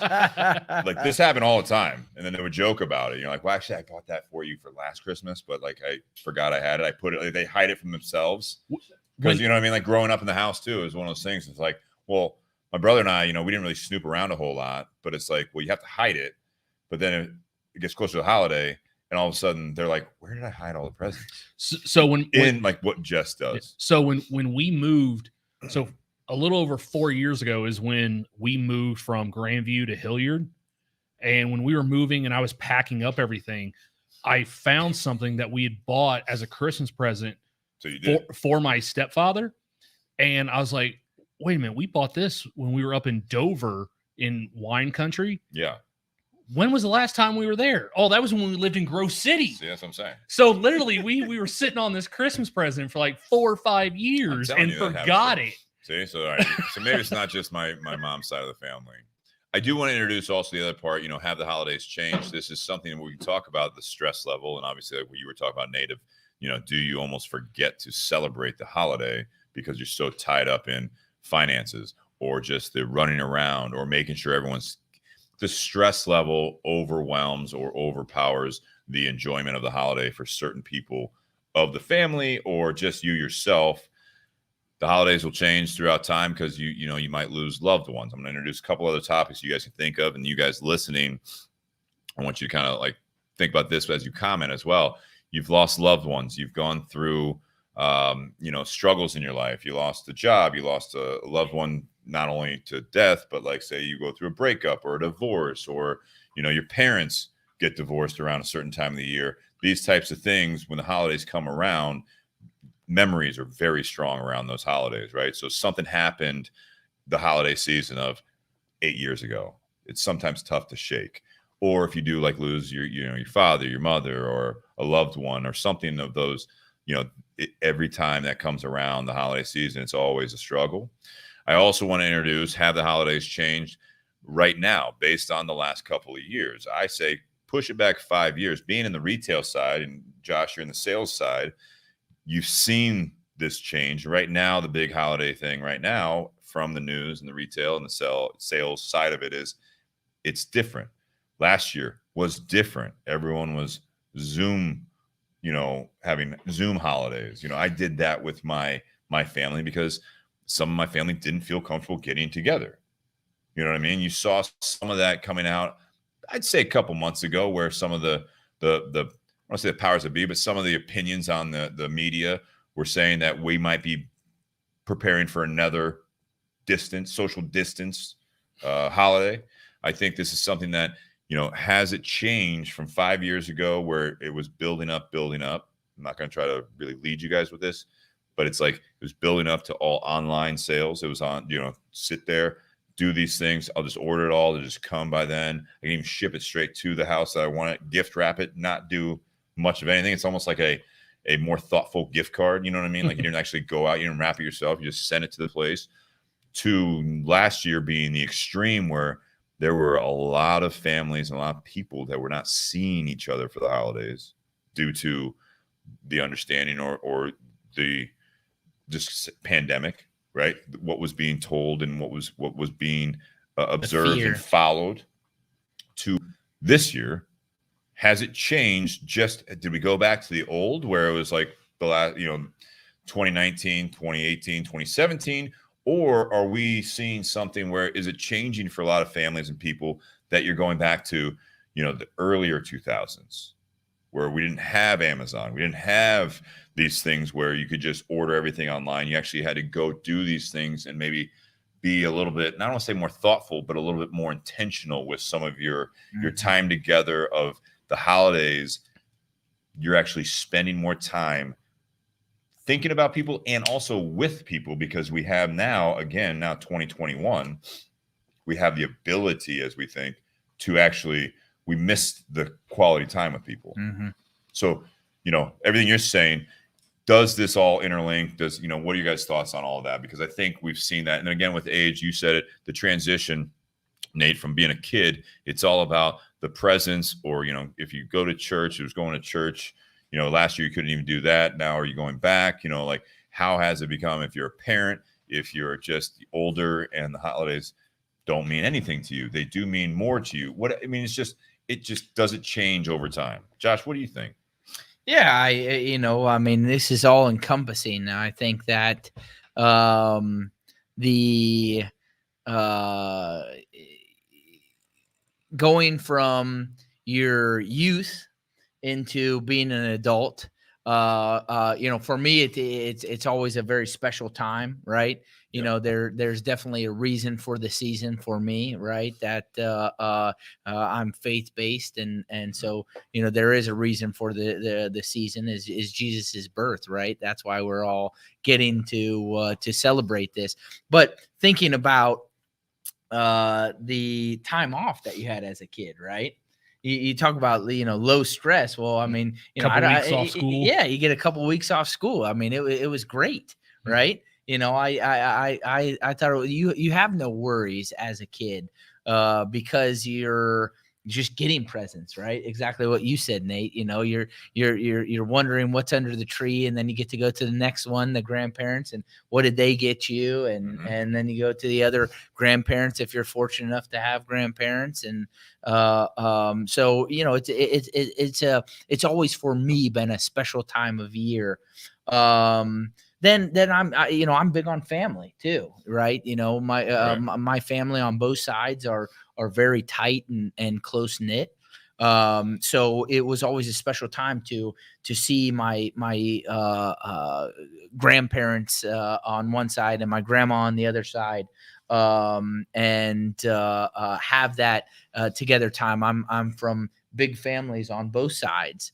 My one side has I've got 6 aunts and uncles, and the other one's 4 aunts and uncles, and so it's always been bigger families for me.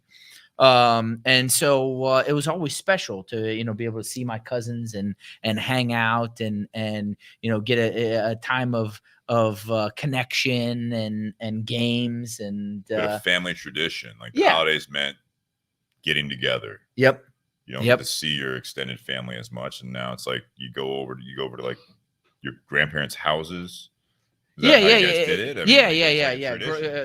growing up, was going to grandma's house, right? You know, you would celebrate Christmas at your house, and then oftentimes we loaded into the car and went up to the grandparents' house. One was oftentimes the weekend before Christmas, and then the next one was the weekend after. One was 2 days, the other one was 2 to 3 days. That we would get and it was special. Yeah. I think some families started doing that because they realized that not everyone could get together on Christmas Day. I mean, because my dad for years, my dad and my stepmom, like what you had just mentioned, they would have a Christmas party for their kids the weekend before Christmas, and the reason they did that is they knew that, because my sister has kids, because both my stepsisters have kids, like they knew that they were always going to be running around trying to visit all the families that they could. They started doing it before, so that way there were no other conflicts and everyone could schedule that time to be together. Cool, we got ours now. Everyone else figures it. If you're still having it on Christmas Day, good luck. Enjoy your hour or two with them. We get them for the whole night. Yeah. And it's tougher coming from families that are that are split apart, right? I mean it's got to be a tougher element. The more branches, have to, Or as the kids get older, like now you're the aunts and uncles. Like now as people live longer, you get grandparents, you got your parents. Now you have a significant other and kids, and then your significant other has relatives, and now you have like 18 Christmases or 18 Thanksgivings that it was like, well, what do you mean you can't make Thanksgiving this year? Well, we're going here. Well, what if we do it this day? Well, no, we're doing something that day too. And I mean, that was it. After I got married, and just after getting married, even before kids, we would have I believe 8 Christmases, to two Christmases. Oh my gosh, man. Well, I know when Jess and I first got married, the one thing that we tried to do early on was like whoever's family we saw for Thanksgiving, we would go to the other families for Christmas, and then the next year we would switch. So like if we went to her family for Thanksgiving, my family for Christmas, next year it's my family for Thanksgiving, her family for Christmas. But then it got to that point where we had some grandparents that were getting up there in age, And so we weren't sure how many more holidays we would have with that person. So then it was, you know, that person guilting the other one to go spend the holidays with them while they could. And they live for like 5 more years. And you're like, come on. No, I'm just kidding. No, you're right. You're right. I know it happens. I was not trying to be that crass. No, you're right. Because early on, like we did you last year. All right. Yeah. You made it another one. No, I mean, my wife has a great aunt that's in her 90s. And I know years ago when she was in her late 80s and my grandmother was in her 70s, we were like, yeah, I know you're not sure how long your great aunt's going to be around. I don't know how long my grandmother's going to be around. And so we were almost guilting each other into which holiday we would go to.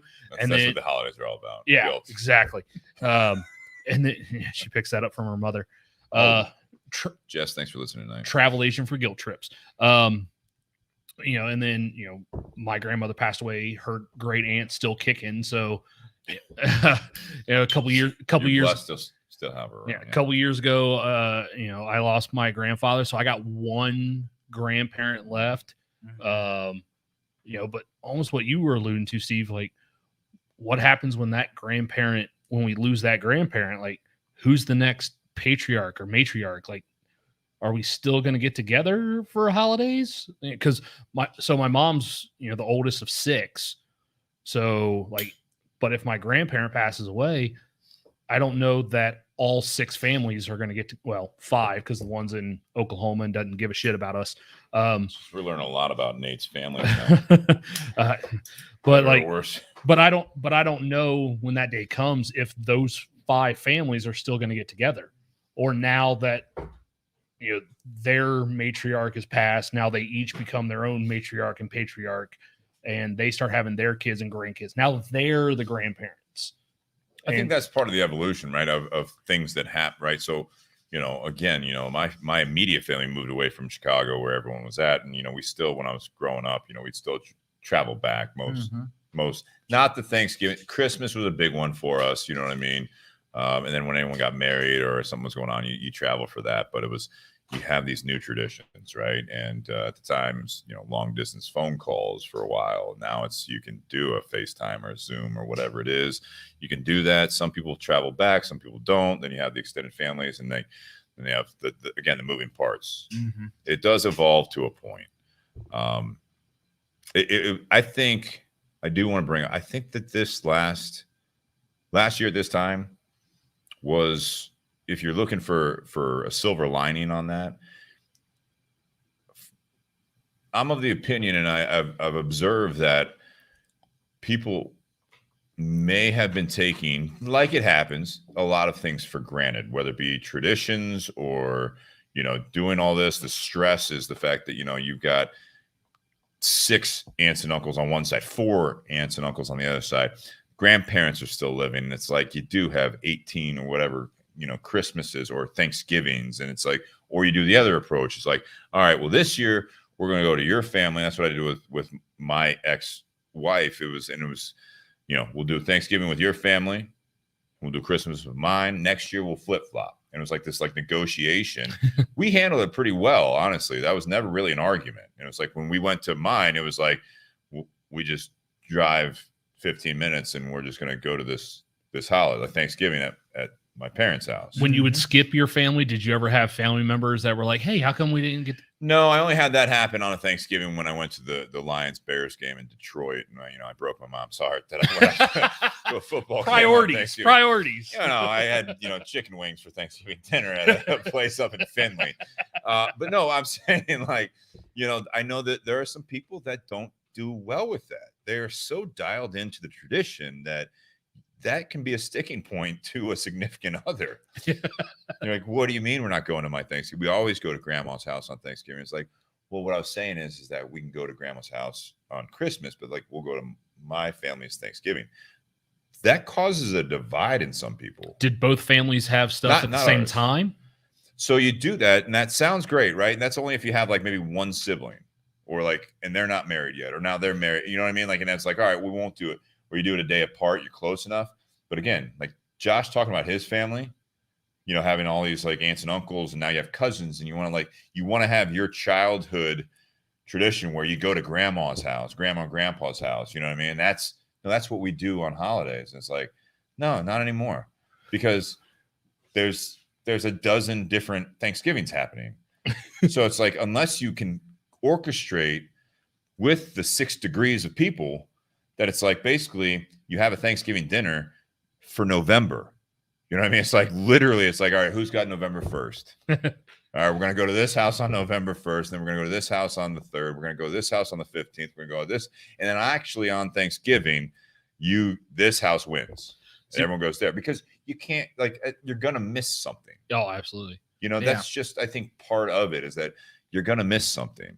We're taking care of that next year by we're hosting Thanksgiving for my wife's family next year. Well, there you go. Or you host it. But some people have a problem with that too, though. That's like, what well, we no, did. Because we're that not going means to your all house. her family's got to drive to us. Right. Yep. Go ahead, Josh. No. I mean, that's what we did for many years is, for Christmas and Thanksgiving was just yes, that's right. That? Yes. Yep.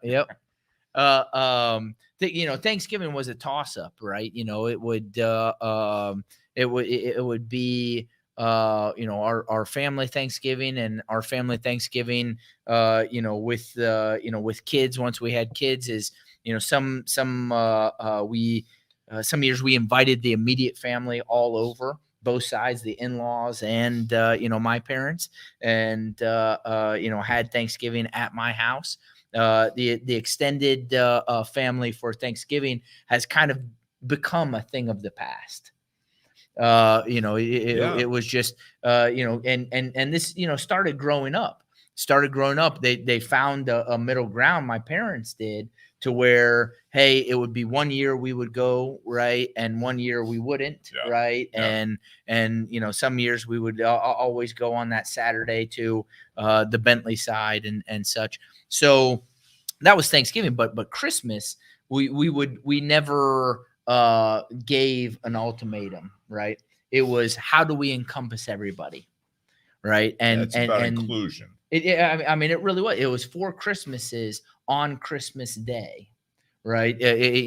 Growing up after I was They married, made a movie about that. Pre-kids, they Great did. movie. They did. It's a funny Yeah, movie, yeah. It is a it's good movie. hilarious. Everything's so different. It's hilarious. It is. You can relate, apparently. Yeah. Oh, absolutely. But we would do. My in-law Cindy, who just was commenting. She said you go to the place that has the best food. Yeah. So we would go to all the places because all the places had great food.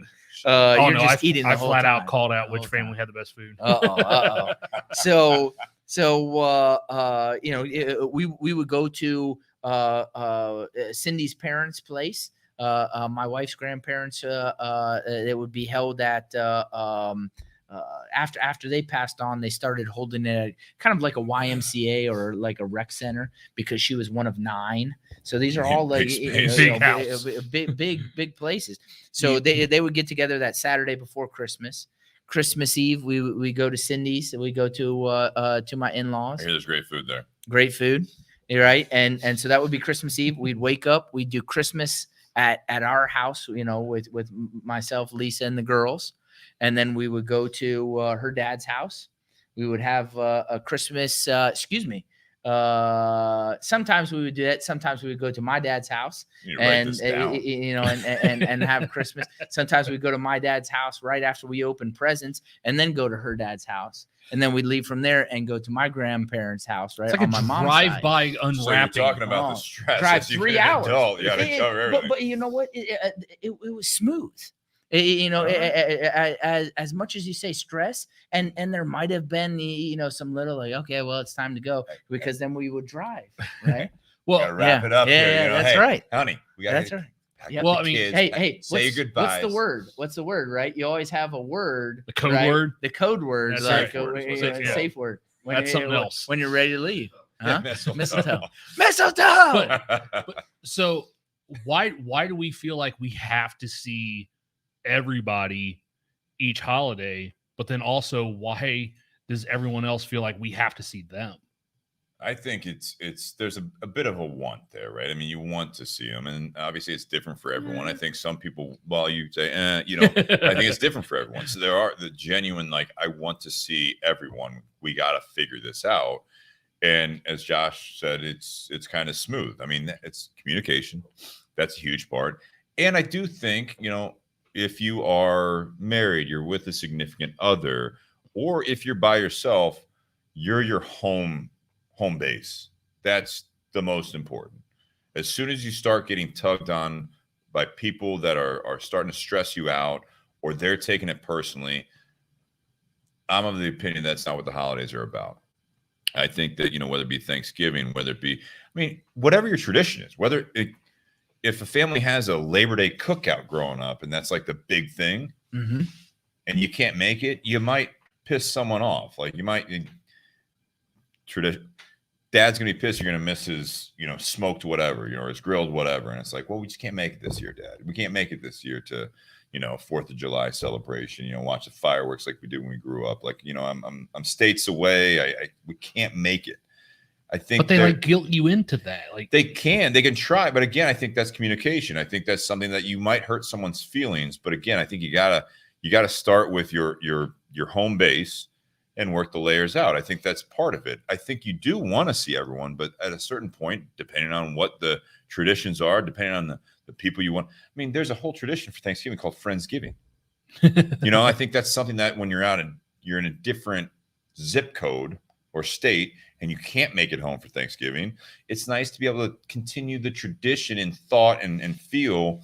You talk to your family if you have a good relationship with them. And we haven't even talked about that. Sometimes family tradition or holidays aren't always a positive thing, but let's keep it on a good note here, is that you keep that Friendsgiving going because you just moved to a new state for a job or school or whatever. You can't make it home. So now it's like, what can we do to keep this family feel alive?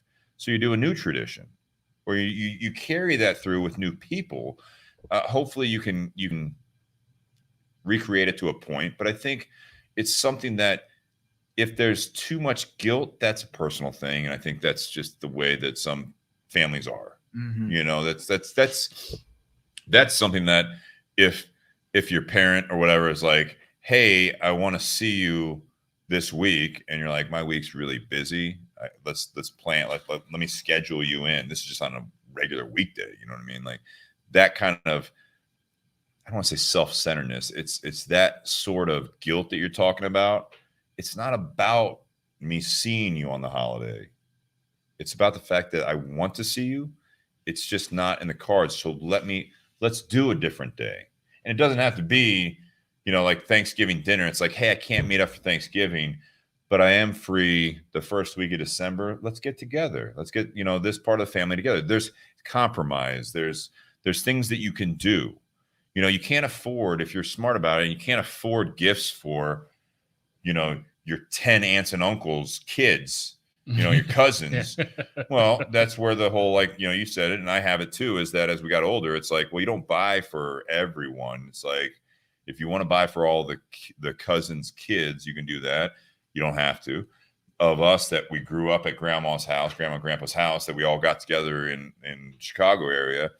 Now we do. It's like, well, you do a lottery type thing. It's like, all right, you buy that. It's like, well, we all take care of ourselves. We don't need, 13 pairs of socks and sweaters and whatever else you're going to get me. You know what I mean? Like, we don't need that. And you don't need to spend the money on that. Buy one gift, keep the tradition going and that love going. But it's like, we realize that we might have to mail some gifts. We might have to do some things differently because you have a family of your own. You have a life of your own now. You're not on Christmas break. You're not on Thanksgiving break. You know what I mean? You might have a day off. Like for me, I had Thanksgiving day off. Yeah. We get around to being in the retail side of it. Mm-hmm. The 2 weeks leading up to Christmas, it's like, hey, can you do anything? No. Yeah. I'm unavailable between this date and Christmas Eve. Between Thanksgiving and Christmas Eve, Steve's unavailable. I'm a little unavailable, but I mean, again, it's just that's the way that life can progress. Even when I wasn't in retail, it was like, oh, I'll take some time off. Nope, can't take time off because of this. Can't take, whatever it might be. Something with work, or it could be your wife, your husband, your, whatever it might be. Something's going on that you can't do everything you want to do. If someone comes out and they start making you feel guilty about it, there's a conversation there that can happen. You just have to have it. I think a lot of people struggle with that. We have all the technology. I think this last year showed us that you can actually celebrate Christmas as much as, or Thanksgiving, and I'm not just saying that, Hanukkah, whatever your family tradition. I don't want to just zero in because we're going to get something there, and I'm not trying to be closed-minded to that, but whatever your family tradition is with the holidays, and I think that's why we put it, have the holidays change. You can adapt. We were forced to adapt last year at this time. We were forced to, just because of the circumstances. Not getting political here. We were forced to do that. We have the ability. We have the technology. It's available. Sprinkle that in with the fact that you're getting close to people again this year, this time around. There should be no reason, I'm of the opinion, no reason for guilt. Can't make it? Let's do a Zoom call. What did last year look like for you, Steve? Rough time for me. Went through a breakup around Thanksgiving. A lot of things changed in my life. But that being said, throughout all that, it was a tough December for me emotionally, between Thanksgiving and the New Year. But it was, personally, it was interesting to me because I was still working. So I was still out there in the world where a lot of people weren't. When Christmas came around, Christmas morning, I did a Zoom call with my local family here, like my mom. My brother's family was on like one screen. Mom's here. My brother's in-laws were here, and I was here. So we had 4 screens going, and like there was some, my niece and nephew were opening presents, and we were just sitting there watching. I'm drinking coffee and all that stuff. Later that day, I went over to my mom's house, and I remember we took a picture in front of the tree because we used to take a picture in front of my mom's tree, my mom and dad's tree, every year for the local when we moved to Ohio. So we did that with masks on, you know what I mean? So I tried to do a little bit of that. Just had Thanksgiving with my local family here, and it was interesting to me how everyone's like, oh, it felt normal, but there was still this feel of like, well, and in the text thread of like, oh, well, we have these 2 people coming over from my brother's in-laws family. They were at Thanksgiving, but in that, I was like, don't worry, they're very careful where they go. They're vaccinated and all that stuff. And for me, I'm just like, I don't care. Right. Everyone else on the text thread, cool. Like if everyone's cool with this, let's go. And we showed up, no mask, no nothing. We just had Thanksgiving dinner. As far as I know, everyone's fine. You know what I mean? Yeah. So it was very different, but I looked at it from my vantage point, or my viewpoint was that I wasn't happy last year, not just because of what I was going through with the breakup and the life change, but that was true stress.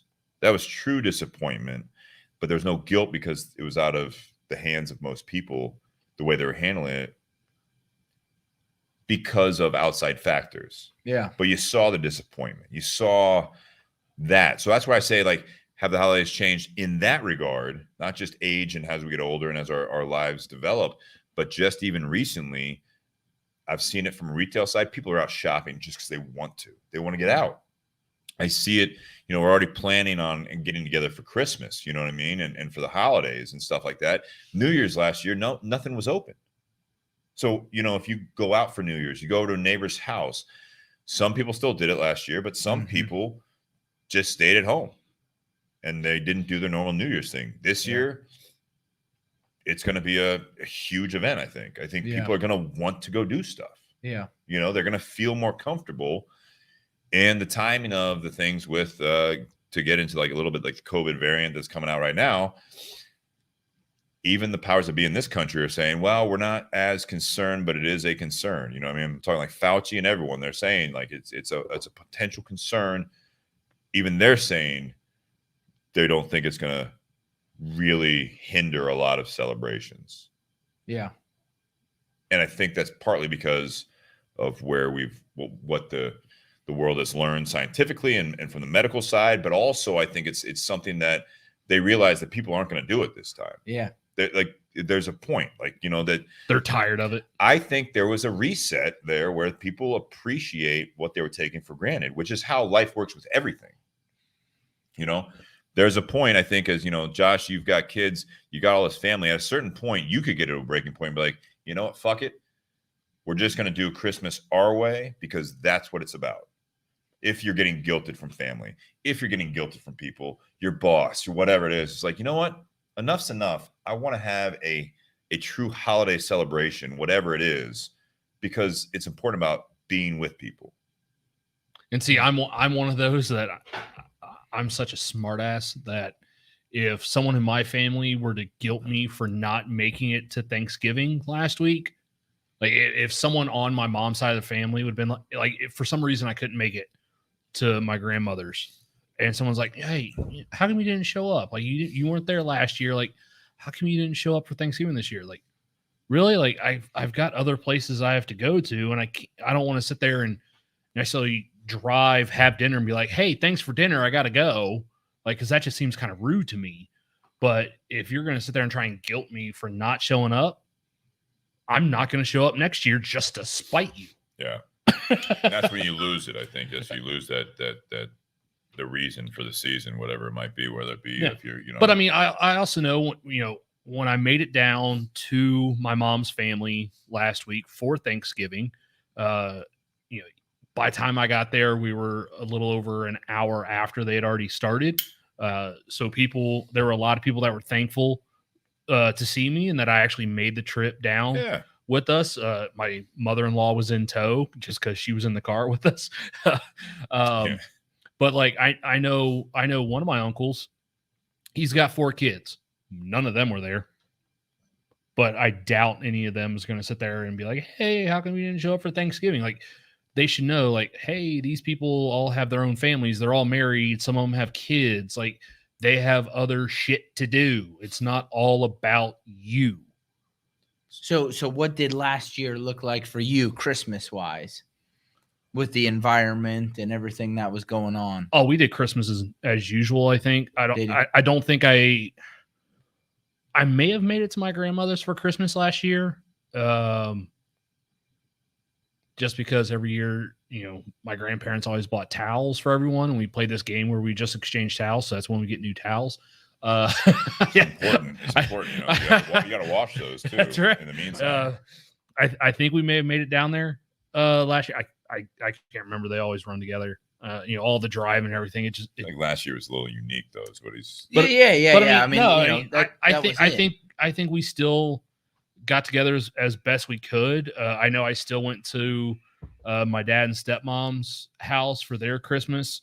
The weekend before, like, we still did what we normally do and tried to visit the family that we could. Even though we couldn't visit everybody, just like we can't every year. Yeah, we still tried to do what we could. What about you, Josh? Yeah. Last year was unique, not just because of the environment and the circumstances. My grandmother had passed away in December. My grandma Bentley, on the side with my dad included, 7 aunts and uncles. So last year you were here. Right around that time. Yeah. You and Lee were here. Yeah, I think so. And that was happening. I remember that. Yeah. A year ago, you and Lee Whitaker were here in the garage. Yeah. During that, it was like right around that time. I think you went to the funeral it must have been. We went to. It was pending. That's right. You were pending. Like I should be able to be there unless. I think that you're right. Yeah. So she had passed away just before. That time, and so we all went up and got together, and so we got to see everybody on that side. So of course we weren't going to get together because that side is just a little bit more. A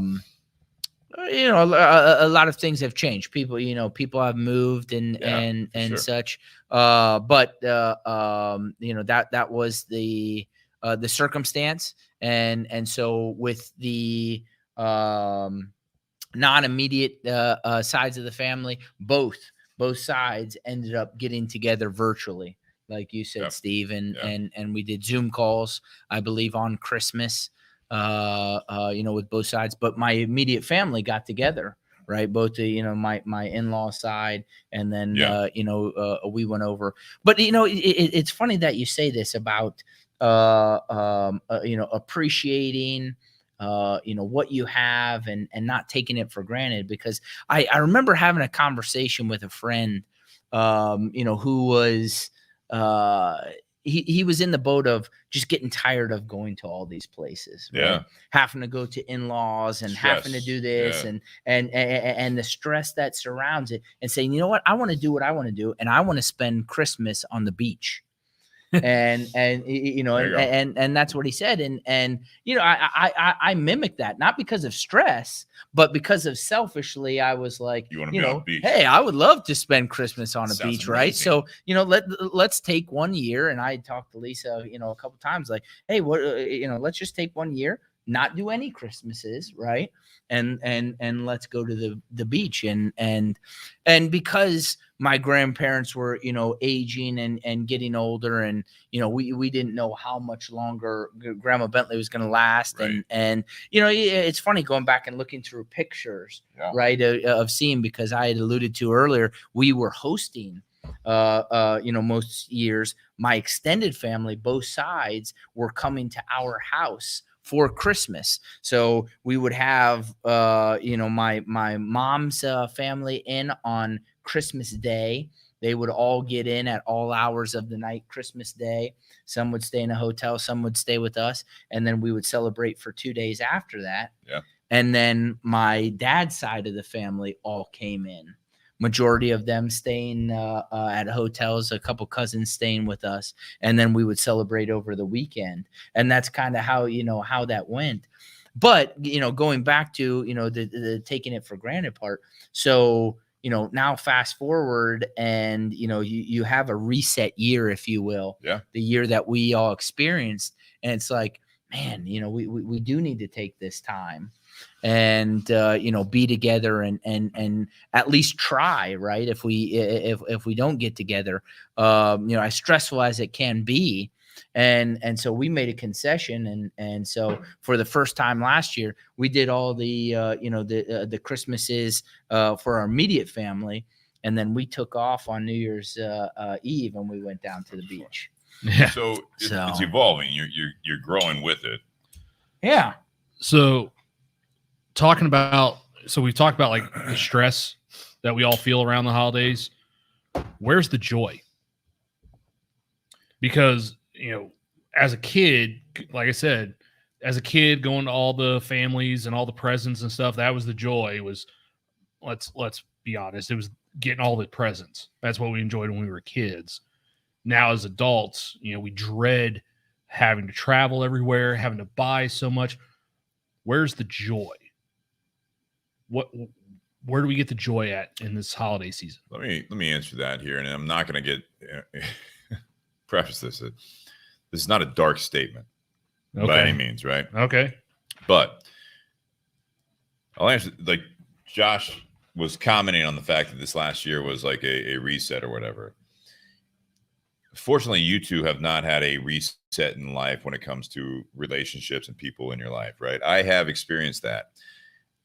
It's one of those things you take for granted. You don't appreciate sometimes what you have when it's happening. I'm not saying necessarily for me, my personal life. I'm trying to make this as an example. You don't want to get to a point, when you think about it, the grass is always greener type thing, because people have that are married, they have kids, are like, man, this would be so much less stressful if it was just me.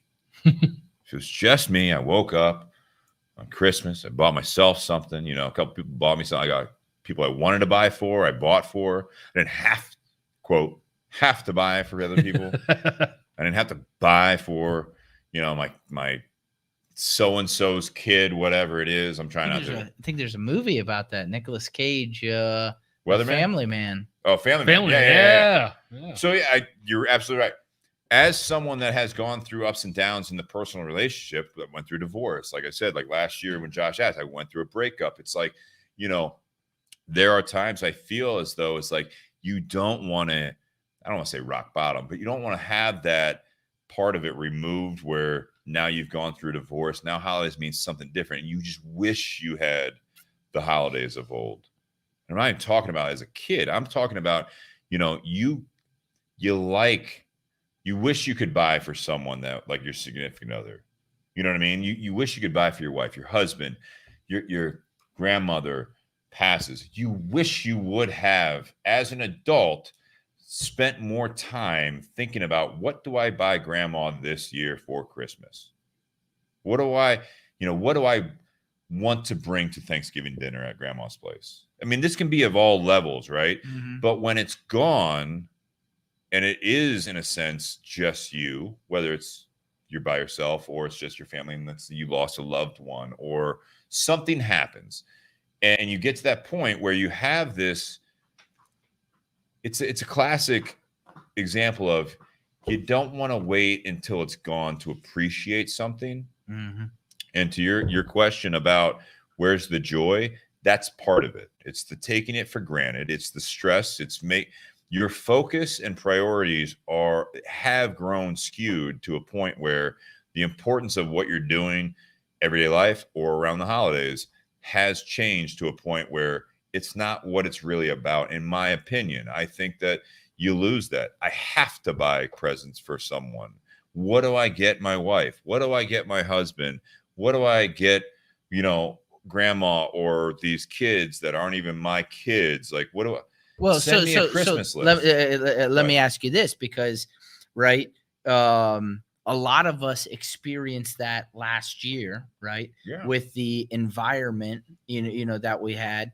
But for some people that have experienced loss, right, yeah, yourself, myself, how does that change, right? You could appreciate it, I would say, from personal experience myself, you can appreciate and not take for granted before last year, and last year just kind of serves as a reminder, right. Whereas somebody who hasn't been through loss and experienced what we experienced last year, right, is different, right?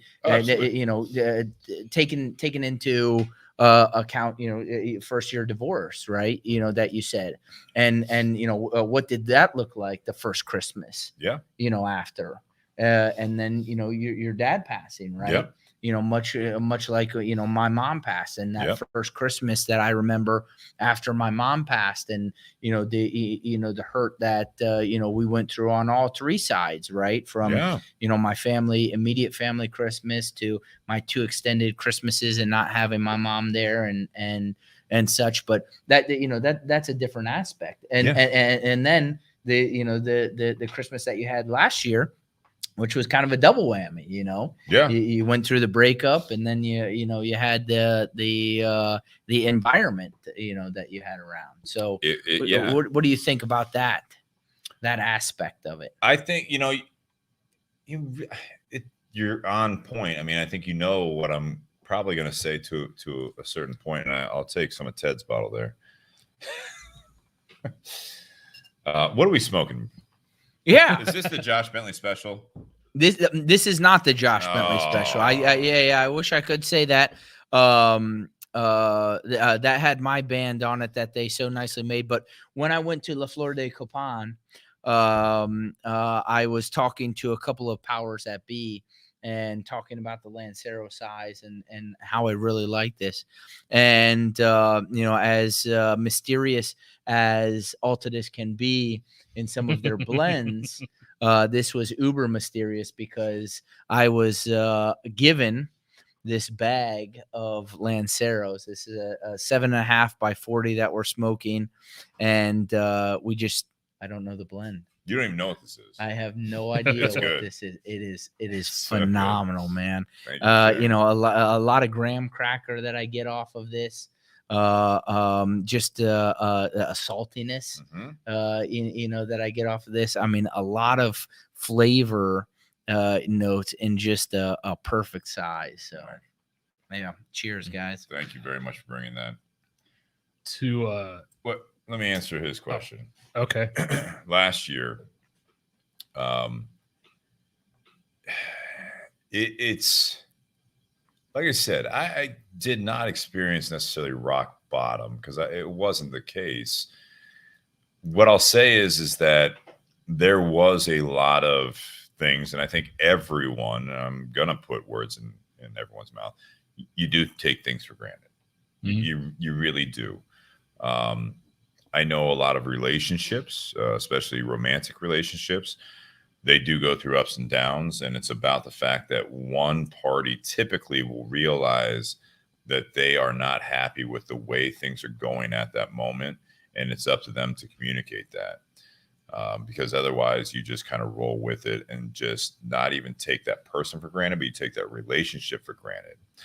We saw that on a bigger scope with our day-to-day lives. You call it the environment we were in. I call it the pandemic, whatever it is. But again, there were a lot of things, unless you were just absolutely rebellious of what was being, whatever country you're in, but you just rolled with the outside factors of there people telling you what you can and cannot do. In a sense, there's a parallel there when you do go through a breakup or a divorce, you go through something like that, is that one party is calling the shots to a point. One person or one, like the powers that be, are telling you that your life is changing. To the person that leaves or that is not happy, that has finally, they're still going to struggle. But the person that doesn't know what to do, that they're powerless, I, in a sense, was frustrated double, because I wanted to see family. I wanted things to be normal. I wanted my everyday life to be normal, and it just wasn't. It was out of my control. And that is a very tough feeling to have when you literally are trying to make the best of your day to day. And then you factor in what you're saying, the holidays, right? So now you want that. You want another Thanksgiving. You want another Christmas. You want that back. It's not there. But I will say that, again, if you want to focus on the silver lining, you want to actually look to the future. If you allow yourself to heal, you allow yourself to get through it, and with the support of people that are there, whether or not they are the people that you want to have around, or in the pandemic, the environment, like you were saying last year, the people that you, for your entire life, now you're having different viewpoints on certain things that are being fed to you. You know what I mean? With, you can't do this, you can't do that, you can't see these people, you can't spend the time. There, I think a lot of people, I mean, they're finally, in the last several months, it was hinting at it, the mental health issues that were going on in the last year are tragic. They're still going on. I hope for a little bit of normalcy for my life this holiday season, and I hope for everyone, whether or not you went through, and again, I didn't lose a loved one last year. It wasn't like that. People are still around and kicking. It's the fact that you're able to, I guess, give up a little bit of that control. I think that's a big part of it. I think if you give up a little bit of the control of what you want, then you won't take things for granted as much. I think you're going to actually have a little bit more action on that. The things you can do to make things good for the people around you and make yourself good, you're going to do a little bit more. I think that was that reset that we were talking about with the environment of last year, is Nate talking about the being guilted into seeing everyone. These aren't always in your control. You can't make everyone happy. And that's where I was saying that you start inward. But as soon as you start putting everyone else first, you will lose a little bit of that control. And I think you're going to lose to a point. You will find yourself in a situation where you don't have control and you don't understand why. And I think that's where, have the holidays changed? I think it does change. Life will change and these holidays will change, but you have to stay on point of what's the goal? What is important? What are the priorities? Why are you celebrating these things? Mm-hmm. For you as a person of faith, first and foremost should be your Christianity. For those that aren't, is it the sacred holiday of Christmas? Is it the sacred holiday of Thanksgiving is so important about getting together, but when those people start peeling away for whatever reason, do you just give up on the holiday? Or do you do a Friendsgiving? Do you create new traditions? Do you do something that's going to make value in your life, and in turn make more value in the people that are around you that also want to do like-minded things in their life for the holiday, for your everyday life, whatever it is. There is a gut checkpoint, I think, that a lot of people will be served because they aren't focused on it all the time. For me, I know, like, I think for me, like a really good Thanksgiving or Christmas would be like me and my wife spending the day together, and also our mothers, because my mother-in-law is the only family that my wife has here in Columbus. Last year I had lost my stepfather, so my mother was all alone. So like last year, I would have been perfectly happy just having the holidays with me and my wife, and then our mothers. Especially now that my mom has moved out of state, like I would love to spend a holiday with her included in it as well. Visiting the rest of the families, kind of just an added bonus, because we get to see people and get to hang out with them. I know in my wife's family, it's weird. There are some people in my wife's family that they look forward to seeing me. I know that's probably a shock to you, Steve, but they're excited to see me. Take it for granted. How about that? I'll answer that I take it for granted. But no, I mean, because if it's just my wife and I having a holiday together, there's so much less stress. It's just the two of us enjoying the day. Yeah. If we get to spend the day with other people, great, as long as there's not a bunch of drama associated with it. Like if I show up at my in-laws or even my family and there's a bunch of drama going on, it's like, why the hell did I show up here? Like, now I was having a good day and then I showed up here and it just kind of went downhill. I like, get it. I would rather just have it. When I was a kid, I wanted to see everybody. As an adult, I'm like, if I see it, great, but I'm perfectly content with the two of us just staying in our PJs all day and having lunch and dinner together and a bottle or two of wine, like whatever. Like, I'm perfectly content with that. Yeah. There's nothing wrong with that either. But I think to the point of what Josh was asking me, and I as I'm listening to you, Nate, is you have the ability to see people. You know, you had the ability to be like, I don't really want to see you. But when that is removed from your life, whether it be death, breakup, or because of the environment of 2020, that's where do you realize that you appreciate it? Do you miss it? Do you just not like having control over it? Or what is the big part of it? See, I enjoy the memories, right? You know, I'm a big tradition guy, right? I like tradition and quite honestly, I like my family, right? You know, I love my extended family. We all love our family. You know, you do, right? You know, and You enjoy your extended family. and people, but yeah, I Tolerate them. enjoy being around. See, the underline. Well, I tolerate them. I enjoy them, but I tolerate. No. I enjoy, but a part of that, right? When we all get together is sharing in memories, right? And maybe that's a part of it, right? Maybe that's a part of why I like getting together with my mom's family is when we get together, we share memories, right? Mm-hmm. Of our past times together, including the times that my mom was there, right? And we play games and and such. And then now that my grandma has passed, I've always enjoyed getting together with my dad's side as well. But now we have that common bond where we get together and we talk about the times of old, right? And getting to share, in those memories, and hey, remember that time, and getting that together time, and it's just, I'm a nostalgic person, right? I love nostalgia, and I love Home Alone, and Great all the flick. feels, and everything, right? I can use Home Alone for all the feels. I get all the feels, Uncle Frank, and but no, it's and I very much want to carry that on for my kids, right?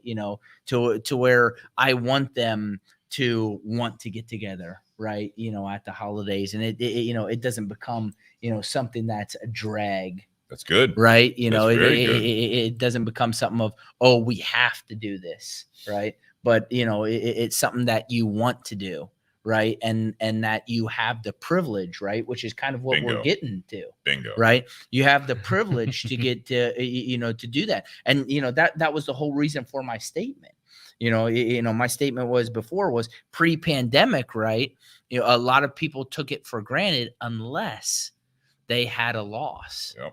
And when they had a loss, right, whether it be divorce, a breakup, a loss of a family member, they might not appreciated that until last year's, I called it environment, pandemic, the whole situation that instilled a lot of fear in people. Yeah. And if you remember, I remember there was even talk of, and it was state to state and everything, but neighbors turning in other neighbors because they saw a certain grouping of people getting together. Cars out front. Right? Yeah. There was that fear instilled that, hey, if I get together with family, like, am I going to go to jail? Like, if I get together with family, right? And that was above and beyond the true root of, hey, is somebody going to get sick? Because we get together, and hey, if we get together, should we wear masks? Right? Lisa is in the hair industry, and she still has people coming into her chair and like, oh, you guys are getting together like with your family this year? Really? Wow. Yeah, yeah, that's part of it. There's been, you talk about fear. There's an aspect of it. I think that not everyone is really listening still. Like they stopped. I hear a lot that, like when you talk about that, there's a lot of people like, I don't even watch the news anymore. I'm like, then how are you making any judgment? You need to at least have some sort of feed into your knowledge base based on what you are doing with your everyday life. Like the fact that you're like, oh, I'm not getting together with family this year, or oh my God, you're getting together with family. Like, yeah, like we are. Because of whatever, what we talk about COVID, like we've all been vaccinated. If that's what makes people feel better, we're good. Whatever, it's none of your business. You know what I mean? Like, I'm not gonna dive into the COVID rabbit hole as much as I sometimes want to. It's just like, yes, it's a thing. Yes, it's happening. We're still doing it. Really briefly, all of the measures that happened last year, the cases are higher than they've ever been. Cases and things. So it's like, so whatever we're doing by not having social interaction with people that we care about is in my opinion, more detrimental to mental health and your everyday life than the call it 1%, if not lesser, of actually having a serious health impact from what we're doing, the COVID pandemic. That small percentage of the off chance that you might actually have an adverse reaction to getting a virus is, in my opinion, so much smaller than the impact of what you're doing to people mentally, the kids, everything. Have the holiday changed? I expect where I work at a high-end retail mall will be booming. It already is. People want to get out. They want the tradition you're talking about. A lot of people did take it for granted, whether it be just the stress of family or it's just the running the rat race at your job so you can afford to buy your PS18 or whatever, shit's out there right now, your Super Nintendos back in the day. But it's like, you got to buy all this shit. And it's like, how can I afford this? I can't take time off because I got to work to afford all this stuff so you can have a good Christmas. I'd like to see where it comes back a little bit. If you have the means to buy that, it's great. If you don't, or whatever it might be, even if you have the means, I had a great thing where some of my cousins' kids, this would be pre-pandemic, where they were in their early teens. And when the list came out for the family of what, hey, if you get this name, you get this 12-year-old wants to, you to donate to a charity because they already have all the stuff they need. That's a suburban kid that's coming from, like, the parents are well-to-do enough that they realize that it's like, I don't need shoes. I don't need toys. They started seeing that. That was pre-pandemic. I would love to see that side of it come in with the holidays, Hanukkah, Christmas, the gift-giving time, where these kids are like, no, just donate to charity. I did that. I also bought you all this stuff because I want to do that. I want to get that. I can do it without going broke or paying it off for 3 years. Whatever it is. Like, you want $20 to this charity because you appreciate what you have. God, I must have done something right. You appreciate this stuff. I'm still gonna do it. It's like when the significant other says no gifts this year, and you come in with a gift, and they come in with a gift, and you're like, we said no gifts. Well, you got one. I love it. You know what I mean? It's like you're doing it for the right reasons again. You're doing these things because you care about those people. You want to do these things. Like Josh, you're saying, you want to see family. You want to do all that stuff. Don't let it get drowned out because someone had a bad day or whatever, or their life isn't happening. Like mine last year. It's like, I still got gifts. I still did all the stuff because it's the holidays. My life was not at the peak as I wanted it, thought it was going to be. I had a setback. You still want to do things for people, I think. Well, I'm good with buying gifts for those closest to me, my wife, my parents, stuff like that. But I think when we start going broader, like, I almost feel like we're buying likes. Like we're spending money on people in hopes that we're going to get likes back or appreciation back sometimes. How about the ones where you're like, someone gets you something, you're like, shit, I got to buy them something. So right? So like with my family, I've given that up. It's like, you bought me something, I didn't buy you something. I'm like, I'm super appreciated. Like I oh my God, thank you so much. So I know, but I know with I didn't get you anything. I should do that next year. It's not like, you know what I mean? Like I've done that for like bosses over the years. I've done that for like, certain people in my life, you know what I mean? Like I'll buy them something and they're like, you see it in their face too. I'll bring yours in later this week. Here's a like, gift card. you gave it to me early. It's like, well, it's Christmas time. It's like, we don't work the next 2 days, so I brought it in on the 23rd. But yeah, no, absolutely. Like, you don't have to get me anything. Literally, don't get me anything. I got you this. Yeah. But if you're on the other side of it and you look at it, you do feel there's the guilt. You're like, oh shit, like they bought me something. Yeah. Well, I know. Go home. You're like looking through your cupboards. You're like, what the fuck can I bring in tomorrow? Well, like I know Here's with some corn. I know with my sister. I know, and you can donate it. Like we all win. You can donate it to the food shelter because I have canned corn for you. But like I know with Merry with Christmas. my sister and my stepsister. See you, Sean. Like we don't buy gifts for each other, but we'll buy stuff for the kids. Yeah. Like I don't buy my sister and brother-in-law shit, but I will buy my niece and nephew presents. Mm-hmm. And it's the same thing with my. We don't buy anything for my step siblings' kids. They're just too far gone, too far separated, I guess. But they don't buy anything for us either. Right. It's just it's accepted. Like if you want to buy stuff for the kids, great. I got a job, I work. If I need something, I take care of me. If you want, get something for the kids, cool.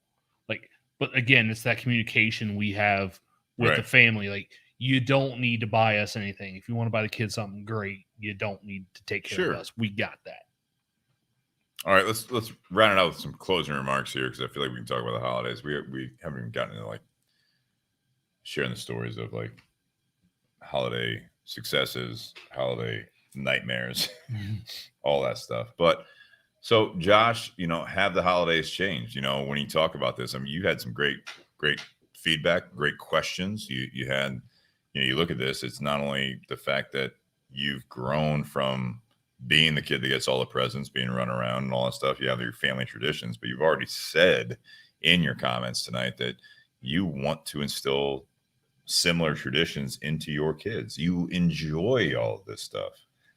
It's very positive, where it's not always the case for people. But then, I love the fact that you also brought in the fact that, the reset last year, we talked about that, and the fact that this is always something that you may take for granted. And you yourself are like, hey, let's go to the beach this year. And then last year, the situation or the environment, you can't even do that. You can't see your family. You can't go to a beach. You can't do this. Enjoy your holiday at your house. Have the holidays change? What do you say? Yeah. I think the holidays have changed. For me personally, I just think that it is the fact of the matter. I think that the pandemic and that environment, did change. Would it be different personally for my family that experienced the loss of the matriarch, right? Of our grandma.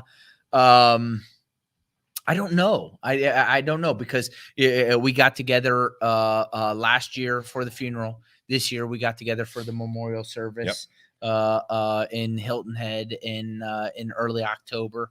And so because of that, we're not getting together. But we said we will next year.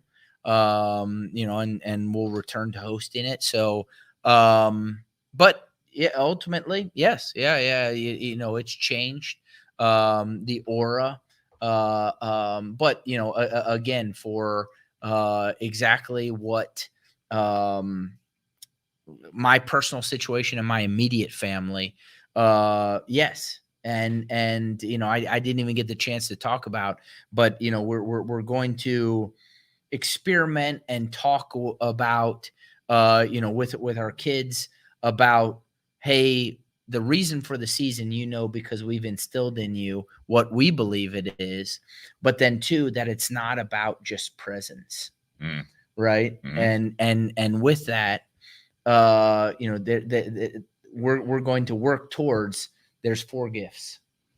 Okay. That we're going to get you for, when you're a kid. Something you want, something you need, something you read, and something you wear. Wow. Okay. And then after those 4 gifts, right, we're going to do something with you personally, not at Christmas time, but throughout the year, that's going to be intentional with just you as a kid, right? Where we take you, right, and fly somewhere, or we, go and do something, that has intentional time spent, that we get to create memories. Yeah. And it's just, like I said, it's experimental, it's stages right now that we're going to see, and it might be a new tradition, but we'll see what that looks like. We'll see what it becomes. But yeah, as of right now, who knows? We'll see. But yes, the answer, yeah, things have changed. I got a couple comments I want to put up on the screen here. Ray, so you've changed, Josh, or your family has changed, but the holidays remain the same. The holidays always remain the same. Yeah, absolutely. The holiday, the reason for the season, what it is, that's always changed. And yeah, I mean, that's a really good point, Ray, that that things I don't know what you'd say, evolve, right? Things go on as they will, and you just adapt to that.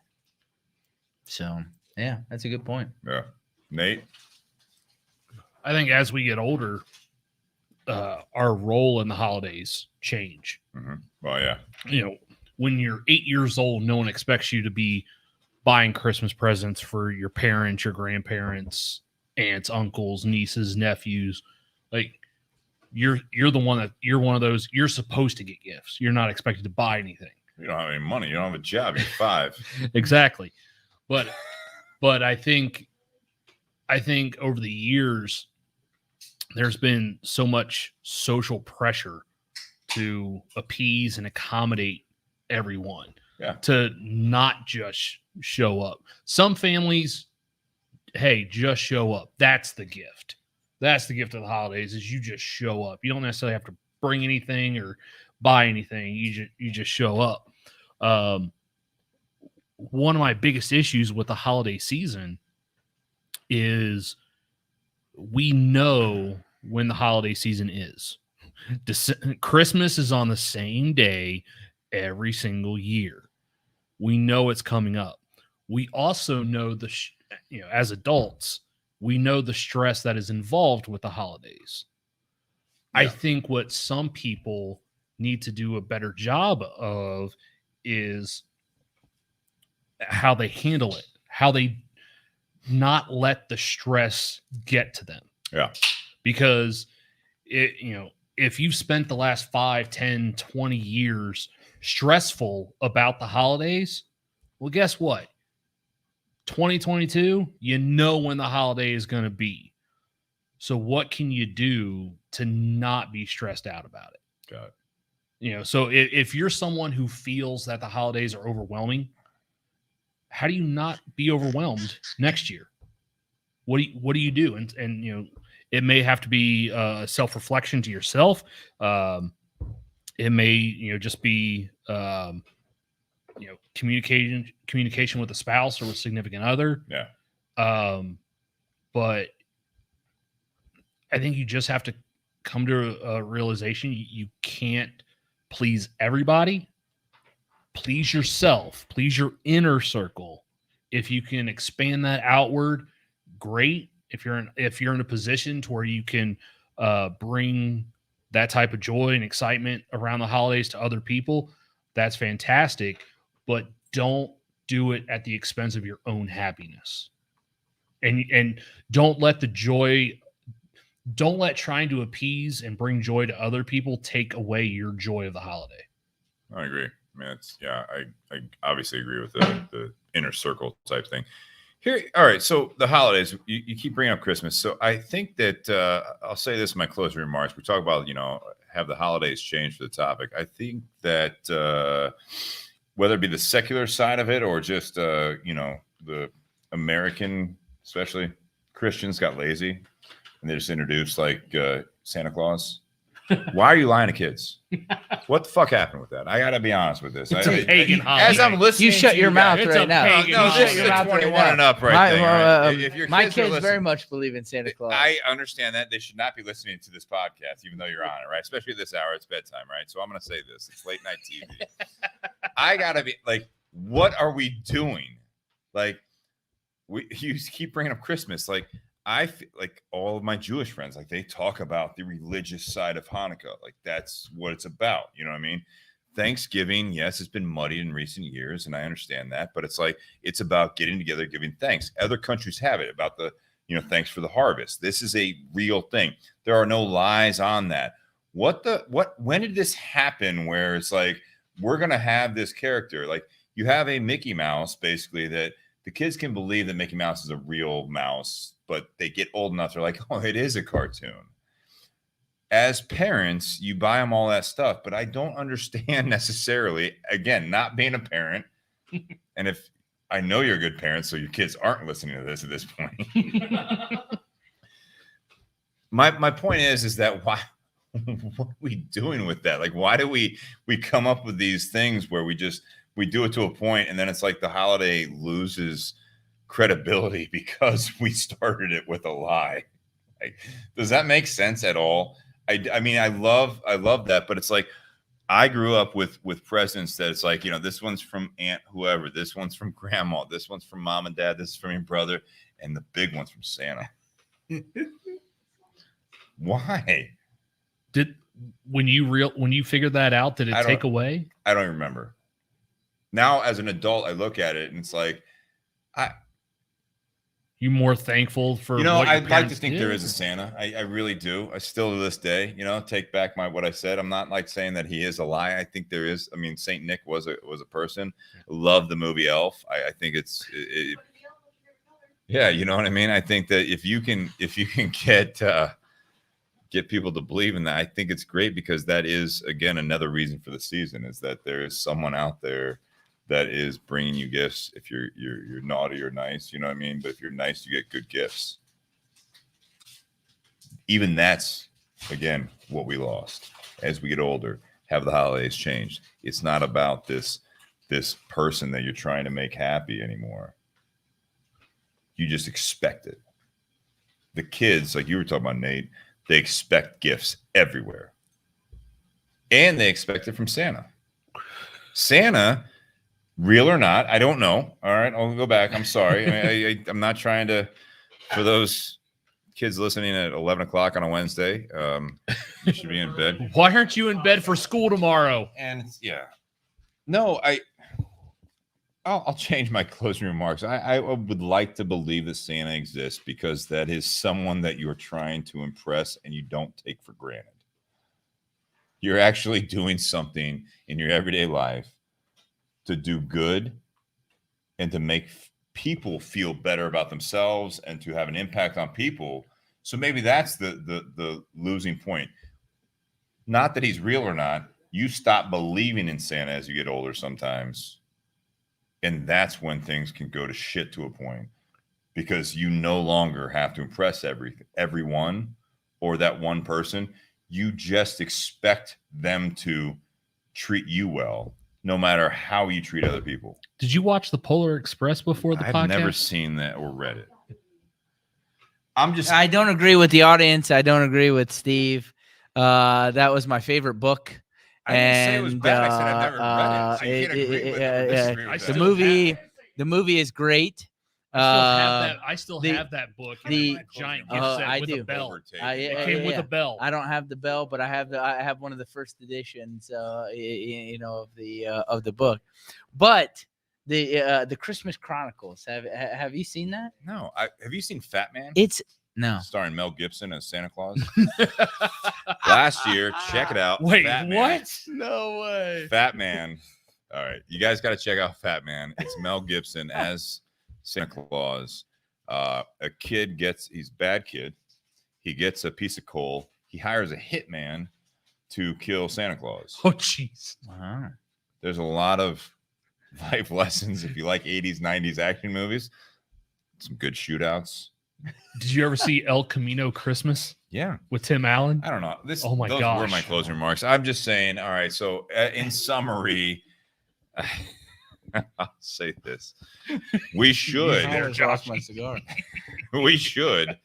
If last year didn't do it, we should have faith like a child, whether it be in like, to your point, like if you're raised Christian in the church, in Jesus, and if you have faith like a child that Santa Claus is real, don't just let that you take things for granted when you stop believing in all that stuff.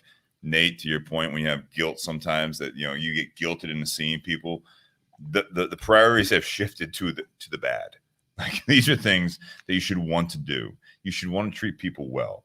The holidays will change whatever your role is. Ray's point out there is that when you get to that point, you're the parent, and you got to do the driving, you got to do the buying, you got to do the wrapping, you got to do all that stuff. It's just then show up. It doesn't mean that Santa Claus doesn't exist. It means that you just stopped caring sometimes, that you had to actually do good to deserve some of the things that are brought into your life. And I think that happens with what you were talking about. My life last year at this time, I don't know if I fell